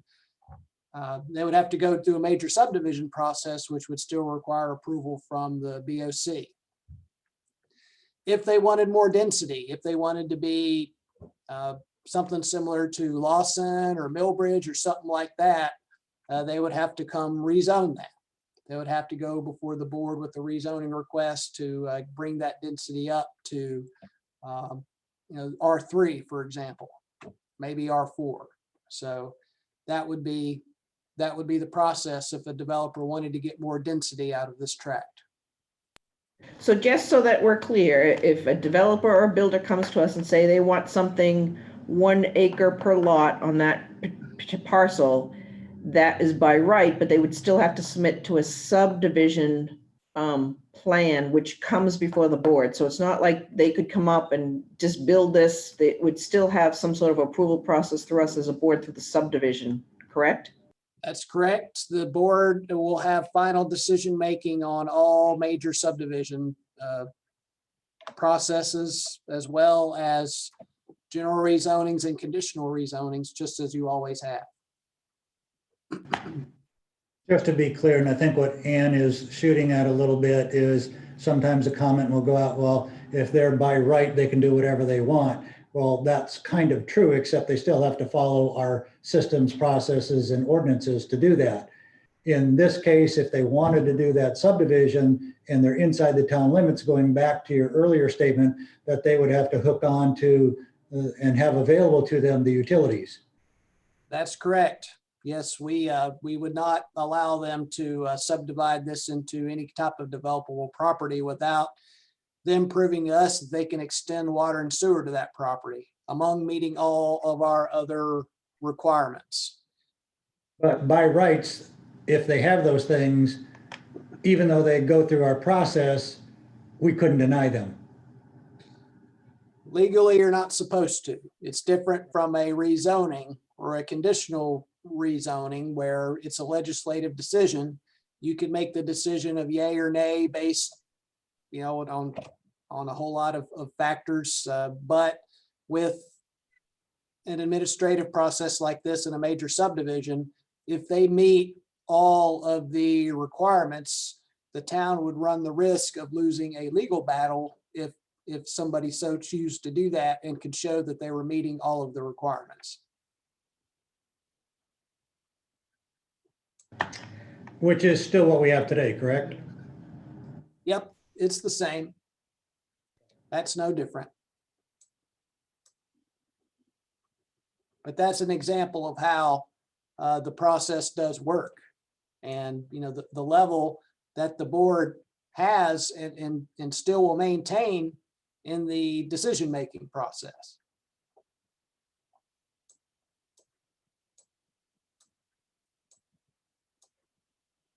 So of course, you see all this land here on the Pittenger tract here. I mean, really, that's a whole nother city in itself. Now, this is 1,200 acres here. So I think it's bigger than Millbridge. And of course, some of the other areas here south that are established and already have that density, we're proposing that R1 zoning there as well.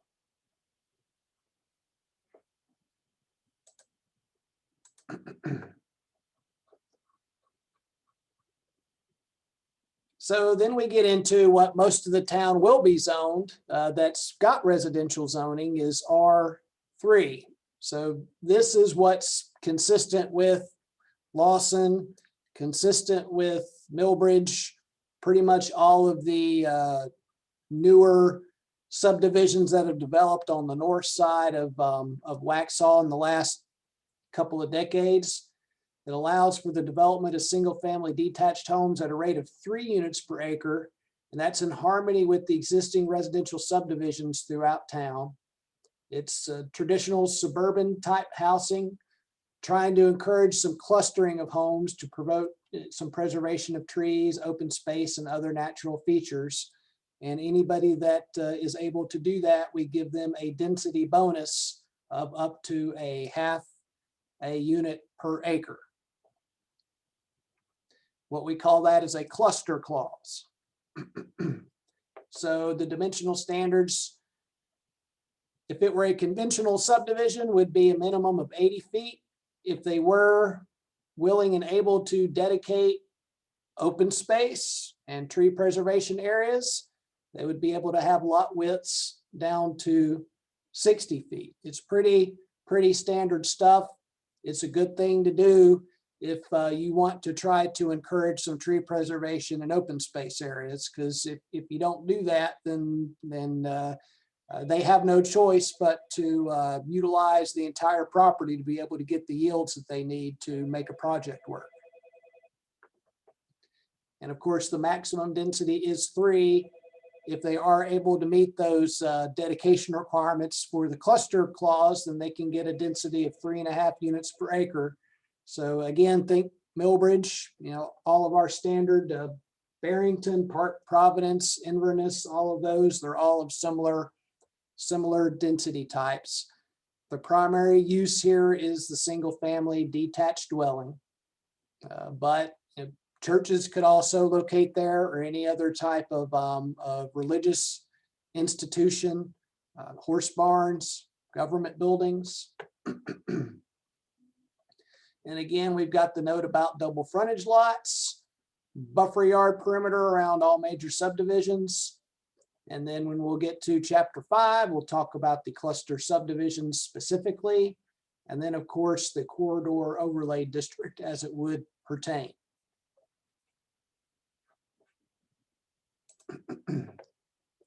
So the R3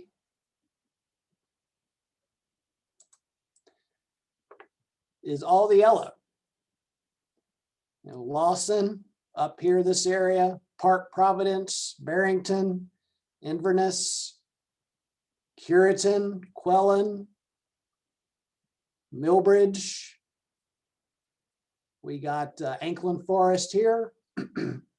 Pretty much all of the newer and some not so new, but a lot of the newer northern area of Waxhaw, but also you get south of the tracks here and some of the other established areas of town off of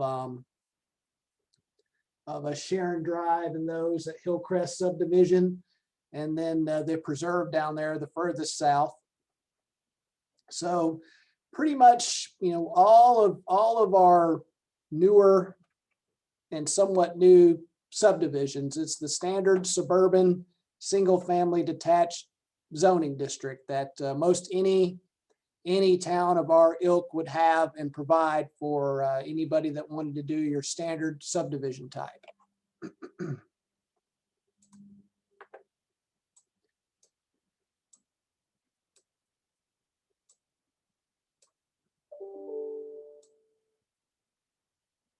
So you see here, you know, how it applies, all of these subdivisions, all of these established subdivisions here. Of course, this is our 2 parcels that we own here, zoning that R3. And of course, the property to the north there is zoned R3 too. So 3 units per acre, 3.5 units per acre if they dedicated 20% of the property towards open space. Anklin Forest here. This is all Quellen here. That's Kensington Park right there. Of course, all this here is Millbridge up against South Carolina. This big swath here, up through here. Everything that's zoned R3, pretty much west of Waxhaw Marvin Road, almost is exclusively R3, with the few exceptions that are neighborhood center that we'll get into in a little bit. Portions of the Prescott Village development are R3 in the back. Most of this is encumbered by floodplain area. There is a small area in the back that does allow for additional type development. And let's see, that is, I believe that's the old Hickory subdivision here. Alma Village, Kingston, those are all R3. Camberley across the street from there. Harrison Park off of Waxhaw Parkway here. And let's see, this is Southbrook here. So see, this is testing my knowledge of all of our subdivision names pretty good, but I think I'm doing all right so far.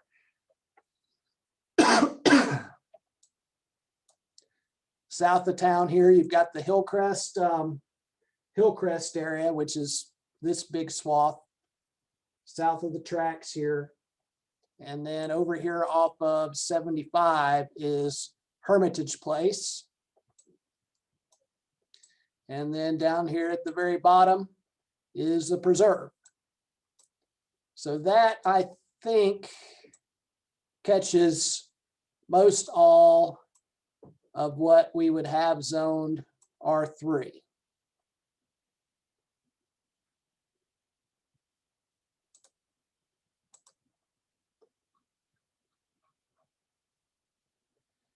Then we've got R4. So R4 allows for the development of single-family detached homes, single-family attached homes, and duplexes at a rate of 4 units per acre. So you'd get the cluster bonus up to 5 units per acre in this zoning district. R4 is intended to encourage infill development throughout the periphery of the downtown area to encourage a compact, walkable, and vibrant small town while promoting the historic small town character of downtown.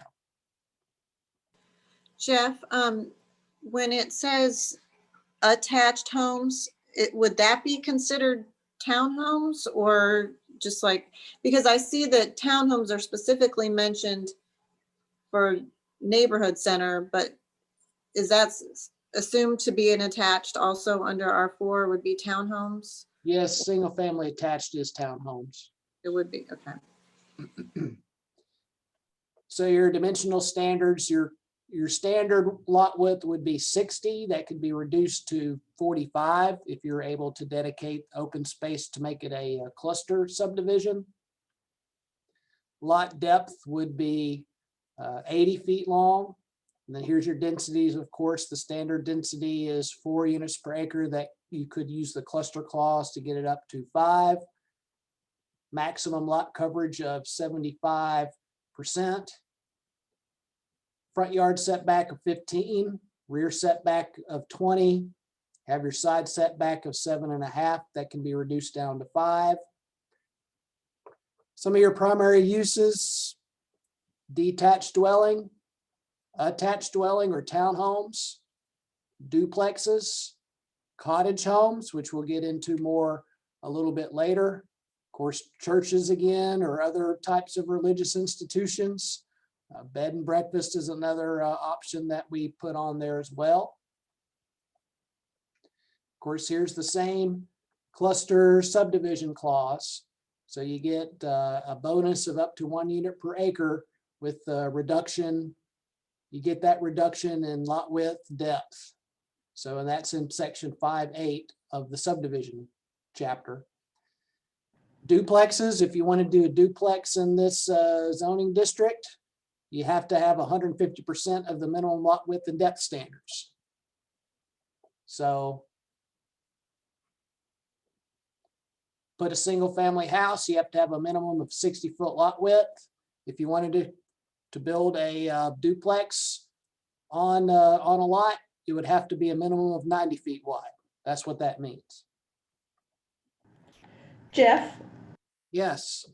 I have couple comments for this page. So if you go up under the district description, where it says 4 units per acre, and then talks about infill, and I think that this language needs to be consistent with the R3, or have R3 match this, just for consistency. Okay.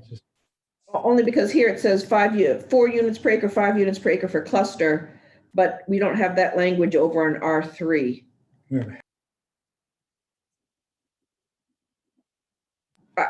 It's, for me, it's just how it's written in the context of it.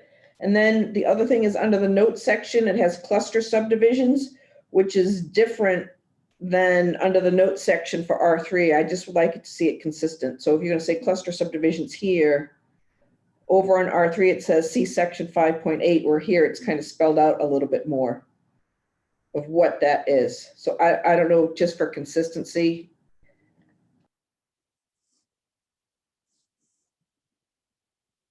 Got it. Yeah, absolutely. Thank you. Good input.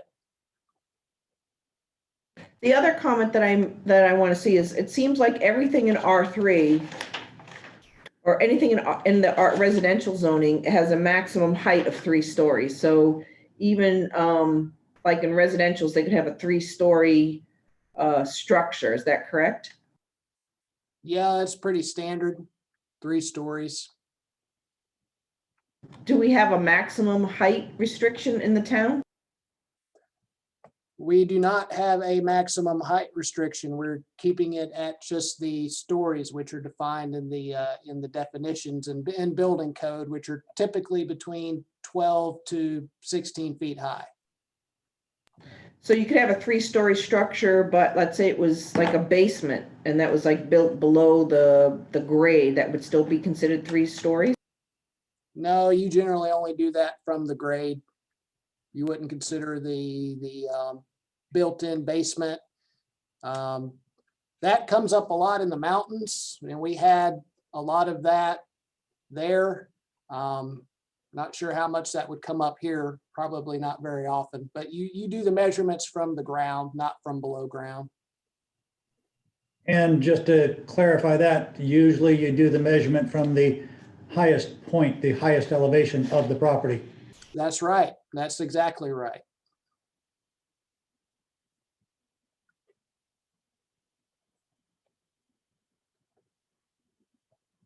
good input, good comments.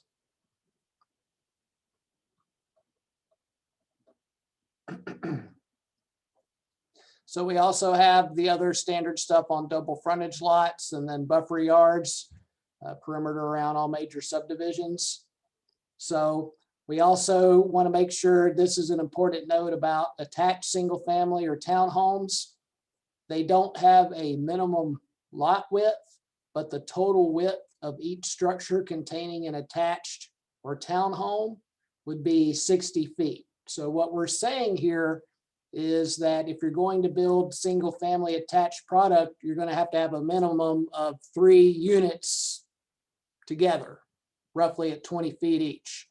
We wouldn't necessarily want this product as just 2 together. We have to have a minimum of 3 units together to be single family attached. Otherwise, you'd just be a duplex.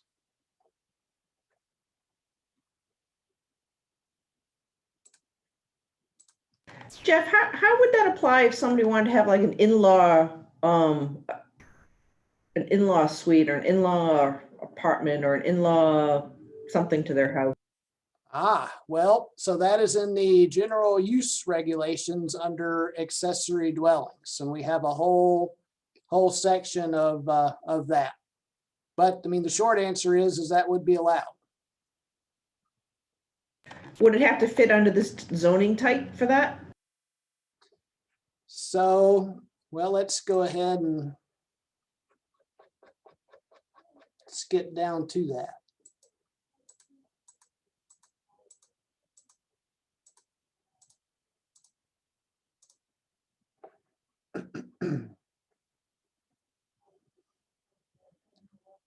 So we allow them in the R1, R3, R4, neighborhood center, town center, Main Street, and EC districts, pretty much everywhere except for the corridor commercial. We allow them at 1 dwelling per lot. It may be attached to the principal structure or detached. It shall be clearly incidental to the permitted principal structure and shall not exceed the height of the principal structure. So it clearly needs to be subordinate to the principal structure in some way. And it should not be located forward of the principal structure. So it could be, in the back, could be in the side. Designed for year-round habitation, it has to have a bathroom or kitchen facility, something like that. It can't be, uncle whoever living in an RV attached to, some hose or something like that. That's not an accessory dwelling. Has to be one that has proper facilities that somebody can actually reasonably live in. So it shall meet the dimensional requirements of the accessory structure in that particular zoning district. And then you also have to provide parking for that accessory dwelling. Question, Jeff, on this. I know like the county, like your item I here has that the ADU cannot be larger than 50% of the primary. How are we going to deal with an existing property that has reached its lot coverage limit and wants to do this? They won't be able to because they'll have their lot coverage limit. They could ask for a variance would be their option. I think, as we move forward into the future, I think you're going to find a lot of people that are going to have to house parents or something like that. I think we ought to look at whatever methodology that we use to consider these, not willy-nilly certainly, but I think it's going to happen. I think we're going to find that most of the communities that have been developed already are probably at the lot coverage max. Again, you have to be real careful on how you fill this up. It can be abused, but I think we should look at how we manage those special circumstances where if we have a 40% lot coverage and we've met that already on the existing dwelling, which is, was the norm then, how do we allow an accessory dwelling on the ground without having to go up above a garage. We can go up above on a garage and we can add to the square footage of the entire property, but we're limiting that to on the ground type of buildings. So maybe we should look at that a little bit differently. I know it's very hard to control to not get the abuse from people just putting that, but I think we ought to, it's happening more and more. I know with my mom, it was a situation where if I had the ability to put a granny flat in because of the property size, I would have done that. So Part of anyway, this- just, go ahead, Part of Blair. the solution to mitigate the issues would be to look at additional stormwater features that could be added to the lot in order to deal with some of the runoff from the additional impervious. I mean, there's other issues, but that would be one of them we would need to consider. But yeah, the future trend, I think you're exactly right. There's going to be pressure to densify some of the suburban neighborhoods, and we do need to prepare for that in the long term. Well, one easy fix for that, thinking about it, is that you could simply write in there that accessory dwellings would not count towards the lot coverage requirements. That's a simple way to apply that. I think that could work in the short term because we're flexible now at the moment with what our lot coverage can be. When that will change is whenever what we keep hearing is going to happen at some point is the state stormwater requirements will be applied on us whenever that is. And then we'll pretty much be forced to do whatever lot coverage the state model ordinance says it's supposed to be. And I doubt they would accommodate for anything like that. But, in the meantime, we can certainly do that. I think both of your suggestions are good in the short term and even in the long term, because I think you're right, Blair, that, we are going to, the primary reason for those lot coverages are the surfaces. And so if in fact that we take some of that area away with an ADU, then we might be able to, reconfigure the pad itself to accept that distribution of that free fall or stormwater. Yeah, it may be that some kind of fee or whatever is, or an increase in their whatever, if there's a stormwater tax, would be kicked in with the construction of that accessory structure, or just, when they exceed the current limit. And then that fee can go towards beefing up our stormwater facilities. And I think that's a good and reasonable approach. So maybe we could figure that into this and figure out how we want to be able to provide, because you're right, Blair, it is a trend and it's going to happen more and more as we get older. Maybe my kids will put me in there as well. I don't know that yet, but I think we should start to think about that. Okay, good suggestion.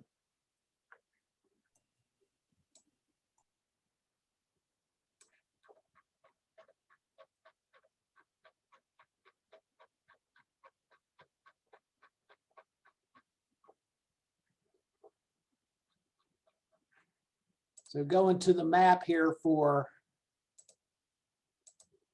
R4, you see we are locating the R4, very condensed in the internal part of the town, really from Waxhaw Parkway on the north side, where it's conceptualized here, to Waxhaw Parkway south, really pretty close to the downtown core area. That's where we are looking to put this type of zoning district.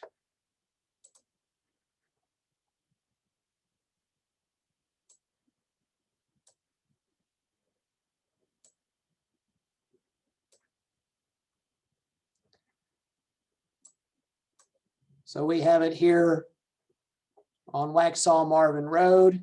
This is also a mobile home overlay district here off of Utah Drive. This is another entry point into Millbridge. Going down Waxhaw Marvin Road, we have existing Bellshire subdivision, which right now is approved for some single family detached and a mix of townhomes. Also across the street here as you go down Helms Road. And all these individual parcels are mostly mobile homes. That would be zoned R4. These very deep properties off of Waxhaw Marvin Road, some of them have existing homes that surround a neighborhood center area, a fairly large neighborhood center area, but it's that way for a reason that we'll get into, I'm sure, very shortly. Most of the Howie parcel would be zoned R4. So we have a bubble plan, conceptual plan that some folks have been tinkering with there. It's what we're basing the traffic impact analysis on now for a proposed development there. And we have it really carved out for that purpose with a mix of single family attached and detached product at the 4 units per acre.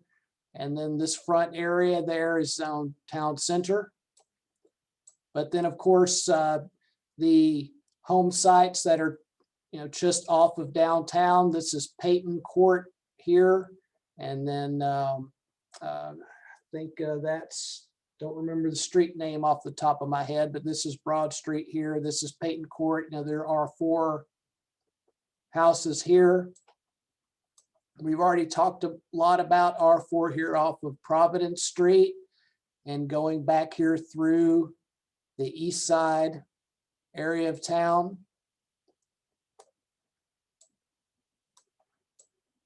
Then you get south of town here, and we have an area just south of downtown, a couple of blocks in. You convert to R4. So you see, right here, for example, these lots here are a product of the existing UN. So the R4 wouldn't allow for small lots like that. They allow for the bigger lots.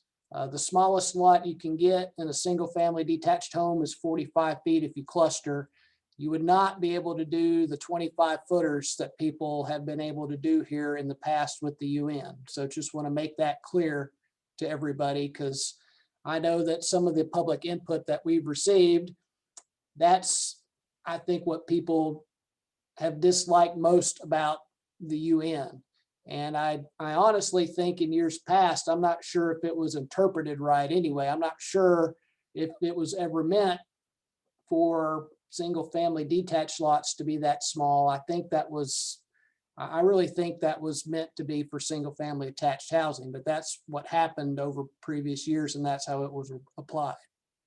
But we're doing away with that aspect of it.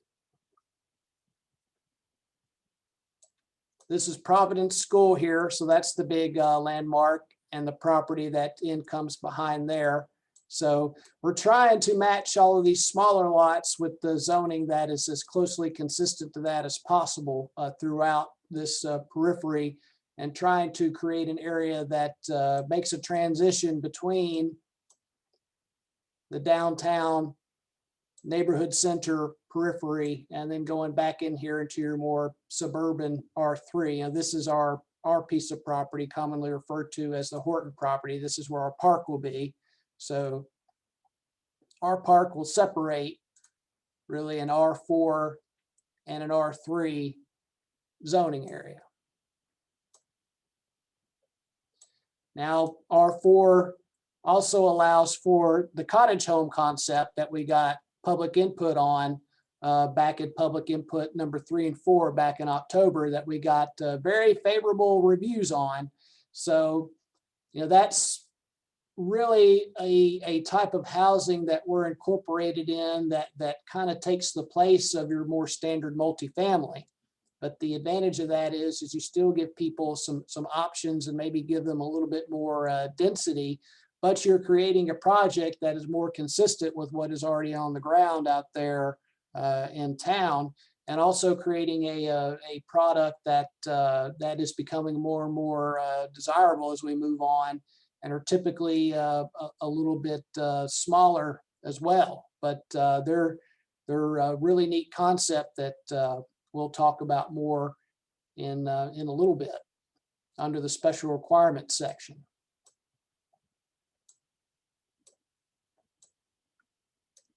So I think that pretty much covers all of the R4 area. Jeff, I'm sorry, did you say we're going to go back and talk about the Howie mine? I'm sorry, the Howie property? Or, Sure, we can. okay. So I thought we were discussing some type of mixed use. So I guess that would be neighborhood center or something for that area. I wasn't aware that there was a change for such high density housing in that area. I was hoping that we could do a mixed use and somehow write in the code a percentage of that mixed use would need to be housing, and a percentage would be retail, commercial, whatever. This is a large area for an R4, I think. I mean, I don't know what anybody else thinks, but how did it come to this? Is this something that the property owner requested, or?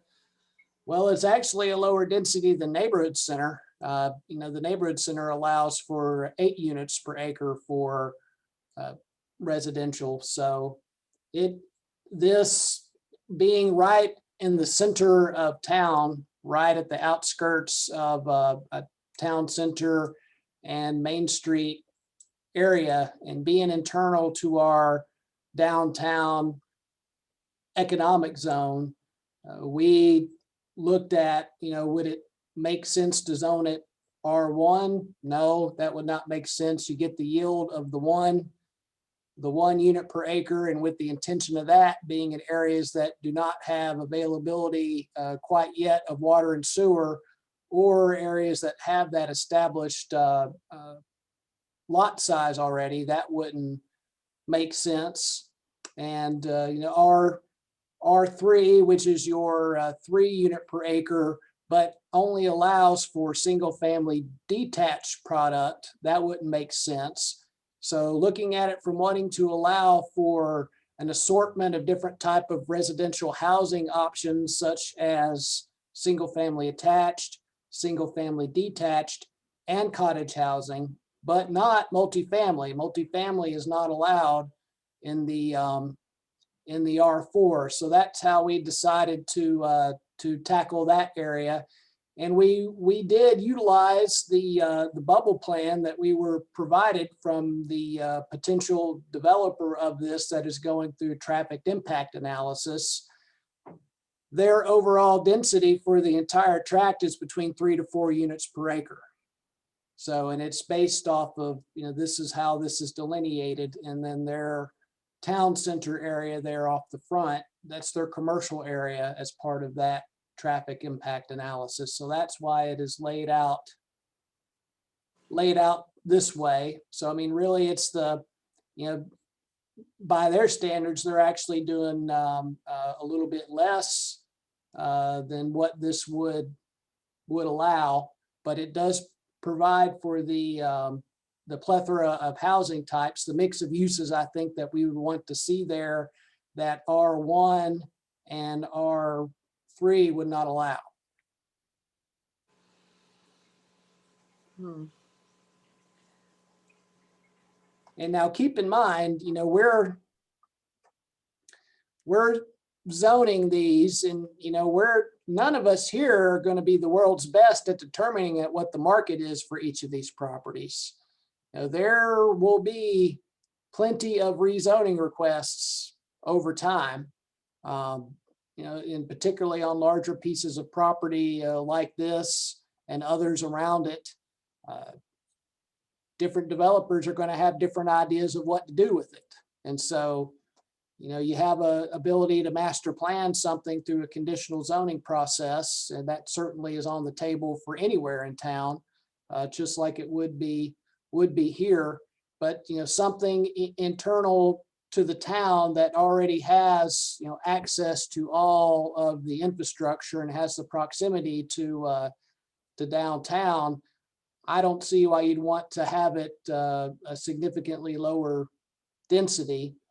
We did look at neighborhood center on it for part of it. But what we did, the initial zoning map had neighborhood center down here on the south end. And that might be what you're referring to, Tracy. We had town center here, we had R4 here, and we had neighborhood center there. The reason why we changed that, we shifted the neighborhood center to westward here. And we changed that primarily because of Waxhaw Parkway. And what we wanted to do was to encourage the development of this at a higher density, and thus we would have a better opportunity of getting Waxhaw Parkway completed through here. So you give somebody the opportunity to develop townhomes at 8 units per acre and get a better yield, you're more likely to get somebody to be cooperative about getting us the infrastructure that we need to complete a road circuit here, where the numbers might not work as well using the R4. So we've been real hesitant as town-wide. We didn't want to make the neighborhood center areas too big. We wanted to keep them somewhat small, as you see, like up here in the north. Our property that we own at the intersection of Waxhaw Marvin Road and Kensington, we wanted to do it around the periphery of the downtown. This is the nursing home, which is why that one's so big. But this is one of the bigger ones, and this area is one of the bigger ones, and it is that way for that reason. Now, does that mean we couldn't zone the southern portion of it neighborhood center? Yeah, we could.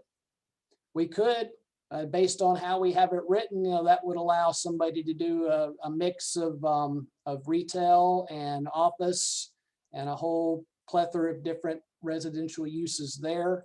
Right now in the R4, they would be able to have the ability to do single family detached, single family attached, and cottage home style.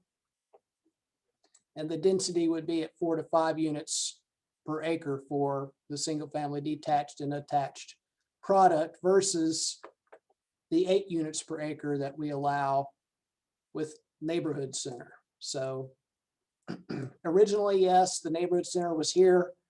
We shifted it over here to try to encourage the Waxhaw Parkway to get completed faster. So that was the thought process.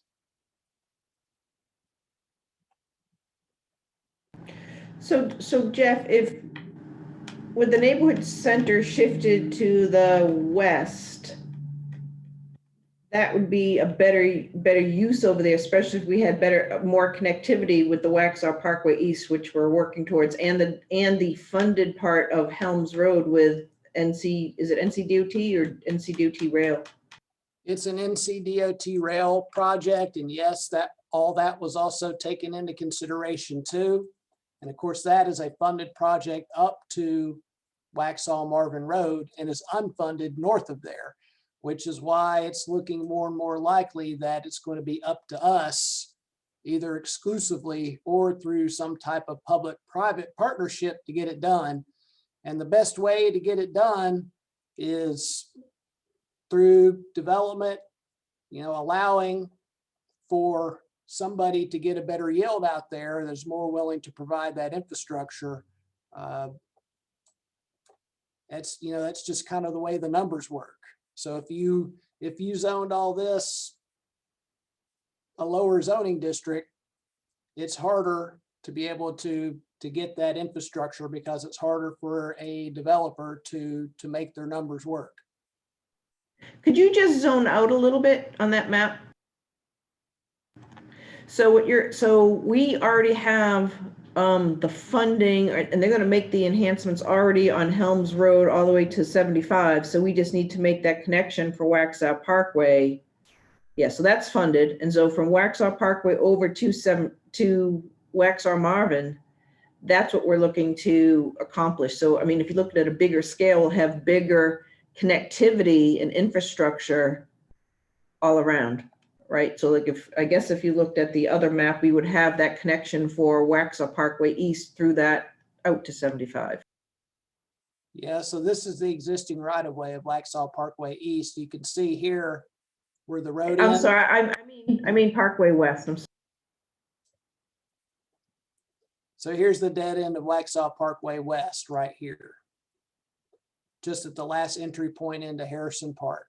So we have to make up the difference between that dead end and getting to Waxhaw Marvin Road. But having This- having that corridor there would support having that neighborhood center in that area, correct? That's correct. You know, you'd have a mixed use type district there with the light retail, office, and then your higher density residential to, you know, support what I kind of envision here. Now, this area over here is known as East Side. I would love, and this is something that Blair and I have batted around a lot, is to establish more neighborhood district identities. I would love this, you know, I can see this area being called West Side. You know, West, Waxhaw Parkway West, West Side, allow for the redevelopment opportunity here. Of course, you have the same opportunity over here on the east side with the R4, and a lot of the R4 opportunity here on the west side, with the neighborhood center really being the focal point. As part of the project that the rail division's doing is going to have a roundabout, and that's going to be anywhere from right here at the intersection of Helms Road, and it could shift all the way down eastward a certain amount of ways. You know, the town's preference is for it to be more up here, and we hope that's what they decide to do. Now, you know, this area was over here. We shifted it over here, and we made it a little bit bigger for all those reasons. This particular property here, though, and the reason why that straggles out that deep is that was a specific request from that property owner to not, we originally had that one zoned R4.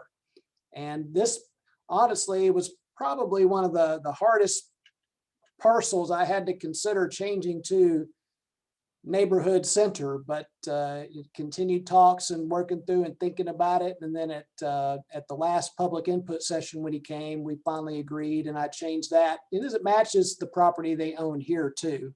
So it made sense, but I was hesitant to have such a large kind of finger sticking out like that of a different zoning district, but I went ahead and did that.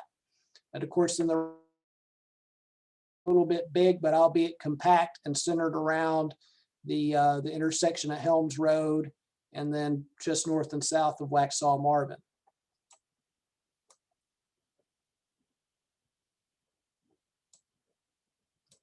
But again, you know, the key reason for that shift was really what I considered to be one, if not our top priority transportation wise, at least of things that we can realistically do as a town, is getting Waxhaw Parkway West complete through here. And the best way I know how to do that is to encourage development that would allow for a mix of uses there and a little bit higher density. So if you shifted it back to over here and put the R4 back here, you would have less likelihood of this happening. Well, I think the Waxhaw Parkway, having that as another corridor would lend itself to having like a neighborhood center there, as opposed to if you did that through the Howie property, you don't have that connectivity per se of a major corridor or thoroughfare to be able to get to what would be built there. That's exactly correct. So what you'd probably have here through the Howie parcel now would be more of it certainly would be a cut through for people, but it would still be more of a local street, and you'd have some type of connectivity from Blythe Mill over to Waxhaw Marvin Road, and maybe even at some point here you have a branch off that gets to Waxhaw Parkway, something like that. But Waxhaw Parkway West would be the primary way for people to access this whole area of Waxhaw and south once it would be complete. And of course, take whatever level of traffic that it would off of the intersection of 75 and 16, which we're actually doing a little study on that now to see how that would work if this were completed, is how well that would alleviate the intersection. Now, of course, the big fix is over this way to the east. But, you know, that's really out of the scope of what the town could really accomplish on its own. But I think this is certainly in play. It's about a quarter of a mile to get from the dead end there to Waxhaw Marvin Road. And so, you know, that's why now, you know, I'm certainly open to, you know, if we want to add more neighborhood center over here into the Howie parcel, I think that would be fine. I would, though, discourage removing the neighborhood center from over here where we have the potential path for Waxhaw Parkway. So how does everybody else feel about that? Well, I think one thing is there may be some philosophical differences among members of the board that probably need to be discussed. I mean, for me, you know, right now, I would like to see controlling the growth a little bit. And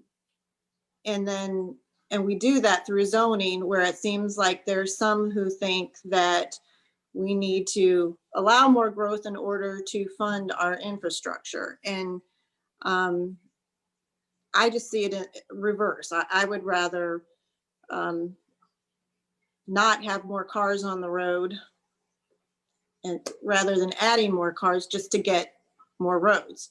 So I think there is a philosophical difference, maybe. But if, so I guess a neighborhood center, some additional neighborhood center would probably be better in my mind than adding more cars on the road.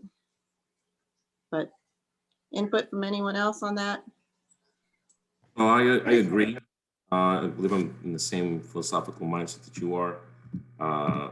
I'm fine with that area there for the sake of completing that roadway. I would say that on the Howie property, and we just discussed, the more avenues or connectivity, the better, especially as we get closer to the center of town. One of the problems that we've had is that we've never thought that through to be able to allow for that connectivity, which is why we just have the big cluster in the center of town. So whatever we could do to encourage these roadways become a part of the solution, the better. Okay, well, I just want to make sure you understand that, you know, if we did shift neighborhood center over here, you know, what would be allowed under R4 is, you know, single family attached, single family detached, at a rate of 4 to 5 units per acre. If you'd essentially be zoning it up to neighborhood center, which would allow it at 8 units per acre. So then you would be allowing a by right, say, townhome project at 8 units per acre here, as opposed to a by right townhouse project or mix of projects that would be 4 units per acre. So you're doubling. Yeah, I see what you're saying. So there's, so there couldn't be an option of like town center, which doesn't allow for housing there, or I guess that's where the old zoning we had the mixed use. And so, and then I was hoping we could do like only a certain amount of residential could be allowed in that, you know, something to that effect where we could control housing in that area, but there's really no other option. Like you couldn't do a town center zoning or anything like that there. One of the things that we need to consider is the market tenability of having, you know, for the neighborhood centers that we put in, there's only so much that the market will bear of neighborhood center. So we have to be very judicious in where we designate it.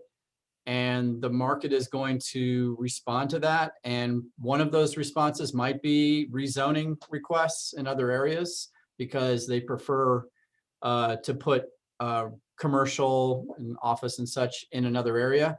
Or They may, put it right where we're trying to guide the growth. But to continue to add more neighborhood center beyond what the market can bear, really won't serve us in that way. Jeff, Now there is- Oh, go ahead, Ann, I'm sorry. Jeff, I mean, I'm looking here on the page 50 here on the neighborhood center. So it looks like if we designate anything neighborhood center, they could have the potentially of having 8 units per acre, which would increase density as well as traffic considerations. Would that be correct? Well, yeah, I mean, anytime you have more density, you certainly have the potential to add more cars to the road. That is correct.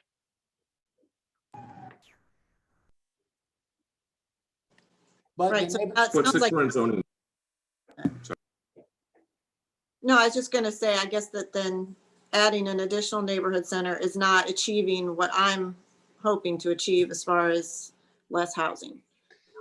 It just seems like you're gonna still get the same density in cars that you're saying that you want to decrease by doing something like that, because the property size going from 8 to 4, it will increase the density and it's still gonna increase the traffic and the cars.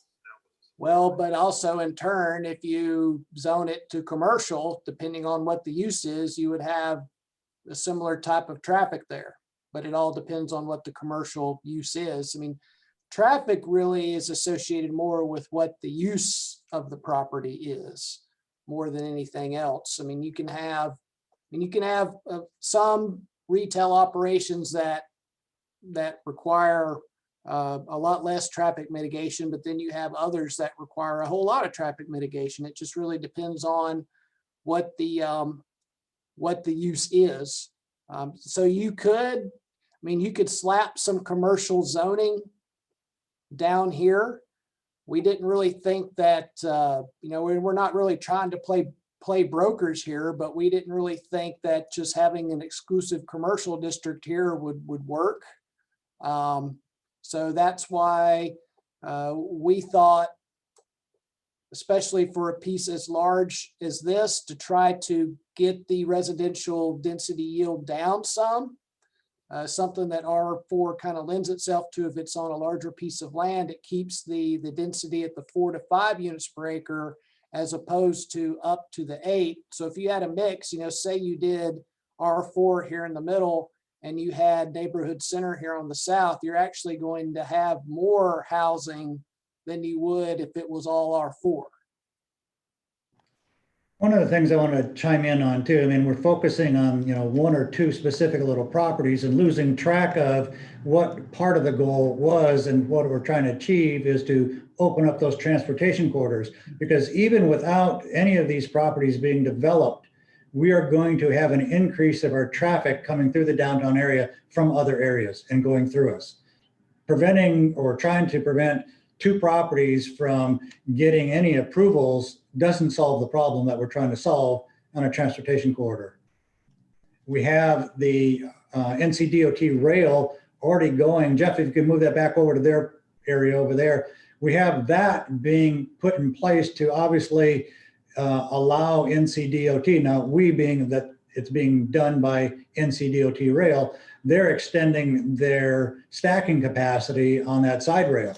And that's the whole reason that they're wanting to go after the closures of Torrey Path and Helms there. So we want to be able to then take advantage of that connection and run that back up through town. There are a lot of people that actually drive to go to some portions of Millbridge. They actually drive all the way down into the downtown area and come back up Waxhaw Marvin to the north and west. Having, some relief of that, even as light as it may or may not be perceived at the intersection of 16 and Waxhaw Parkway, is going to do a great deal to relieve the congestion. Even going forward, it's going to have an impact on the congestion at NC 16 and 75. So we need to, again, be mindful of not being so project specific and look at the overall bigger picture globally. What are we going to do? Because as Jeff was saying, say for the sake of conversation, you could have a mega center Walmart come in on that site and it's going to have more traffic than any residential ever would have. So again, you want to be careful of your uses and trying to prevent one. You get a super Walmart there and you're going to have a lot more cars than you've ever seen. Yeah, all of this effort was to try to achieve four main goals really, but two of them are to maintain and maintain the downtown character, to not let that be eroded, and also to deal with traffic. And by, you know, the thing that accomplishes both of those is to establish this west connector and hopefully an east connector as well, so that not everyone is funneled through that one intersection of 16 and 75. It's going to make a tremendous difference, we believe, in the traffic downtown, which will help achieve both those goals. Jeff, we're going, I just want to remind you, we're going short on time here, so Good ending. you can either stop now. Obviously you wanted to go to 5, but it doesn't look like we're going to go there. Well, I think we were scheduled to 4. Wow, time flies when you're having fun. I didn't realize it was almost 4 o'clock, but well, we can wrap up here in just a couple of minutes. Trying to do anything for more than 3 hours probably isn't great for anybody. We'll just pick up where we left off tomorrow. But I was just going to say, since it was brought up, Walmart. From what I understand is that there was a request years ago for a Walmart here off of Waxhaw Parkway. So, I know it didn't happen, and I think a lot of people feel very good about that, and that's fine. I can tell you though, I would almost guarantee you that if that Walmart was there, that we would have a Waxhaw Parkway probably all the way to 75 already. And we probably would not have the issue that we have right now at the intersection of 75 and 16 with the stacking going back there, because most everybody would be going this way instead of going that way. So yeah, you would have had a Walmart, but you probably would have had a traffic solution already too. All right, well, Jeff, if you're okay with at this stopping point here, then why don't we want to go ahead and adjourn this one, and we'll actually end this meeting and pick up the new one tomorrow. Neighborhood Center? We can stop it. Behind Neighborhood Center if you want, or finish off. Your choice. We'll start at Neighborhood Center. Probably don't want to get into too specific on that. We'll probably go for a little bit. All right, well, I think that'll work, as 3 hours we're into it. I think everybody needs a break for one, including me. So appreciate everybody on this. Get your questions in order. Again, now we've got a little bit of flavor on, where we're going, what the discussion looks like, question and answers. You'll get more out of these discussions to maybe even bring back as we start up the next session. But unless there's any other input that's pertinent to what we talked about or any other questions, I'm going to ask for somebody to make a motion to adjourn. So moved. Great. I'm going to again ask, I would just go roll call on this one. So I've got a motion to adjourn. Commissioner Westlake? Aye. Commissioner Simpson? Aye. Commissioner Morey? Aye. Mayor Pro Tem? Aye. Good. All right, guys, good session. We wish we would have had this kind of conversation, all of us do, years ago. So let's pick it up next session. And I wish you all a very happy evening. Good night, everybody. Good night. Good night.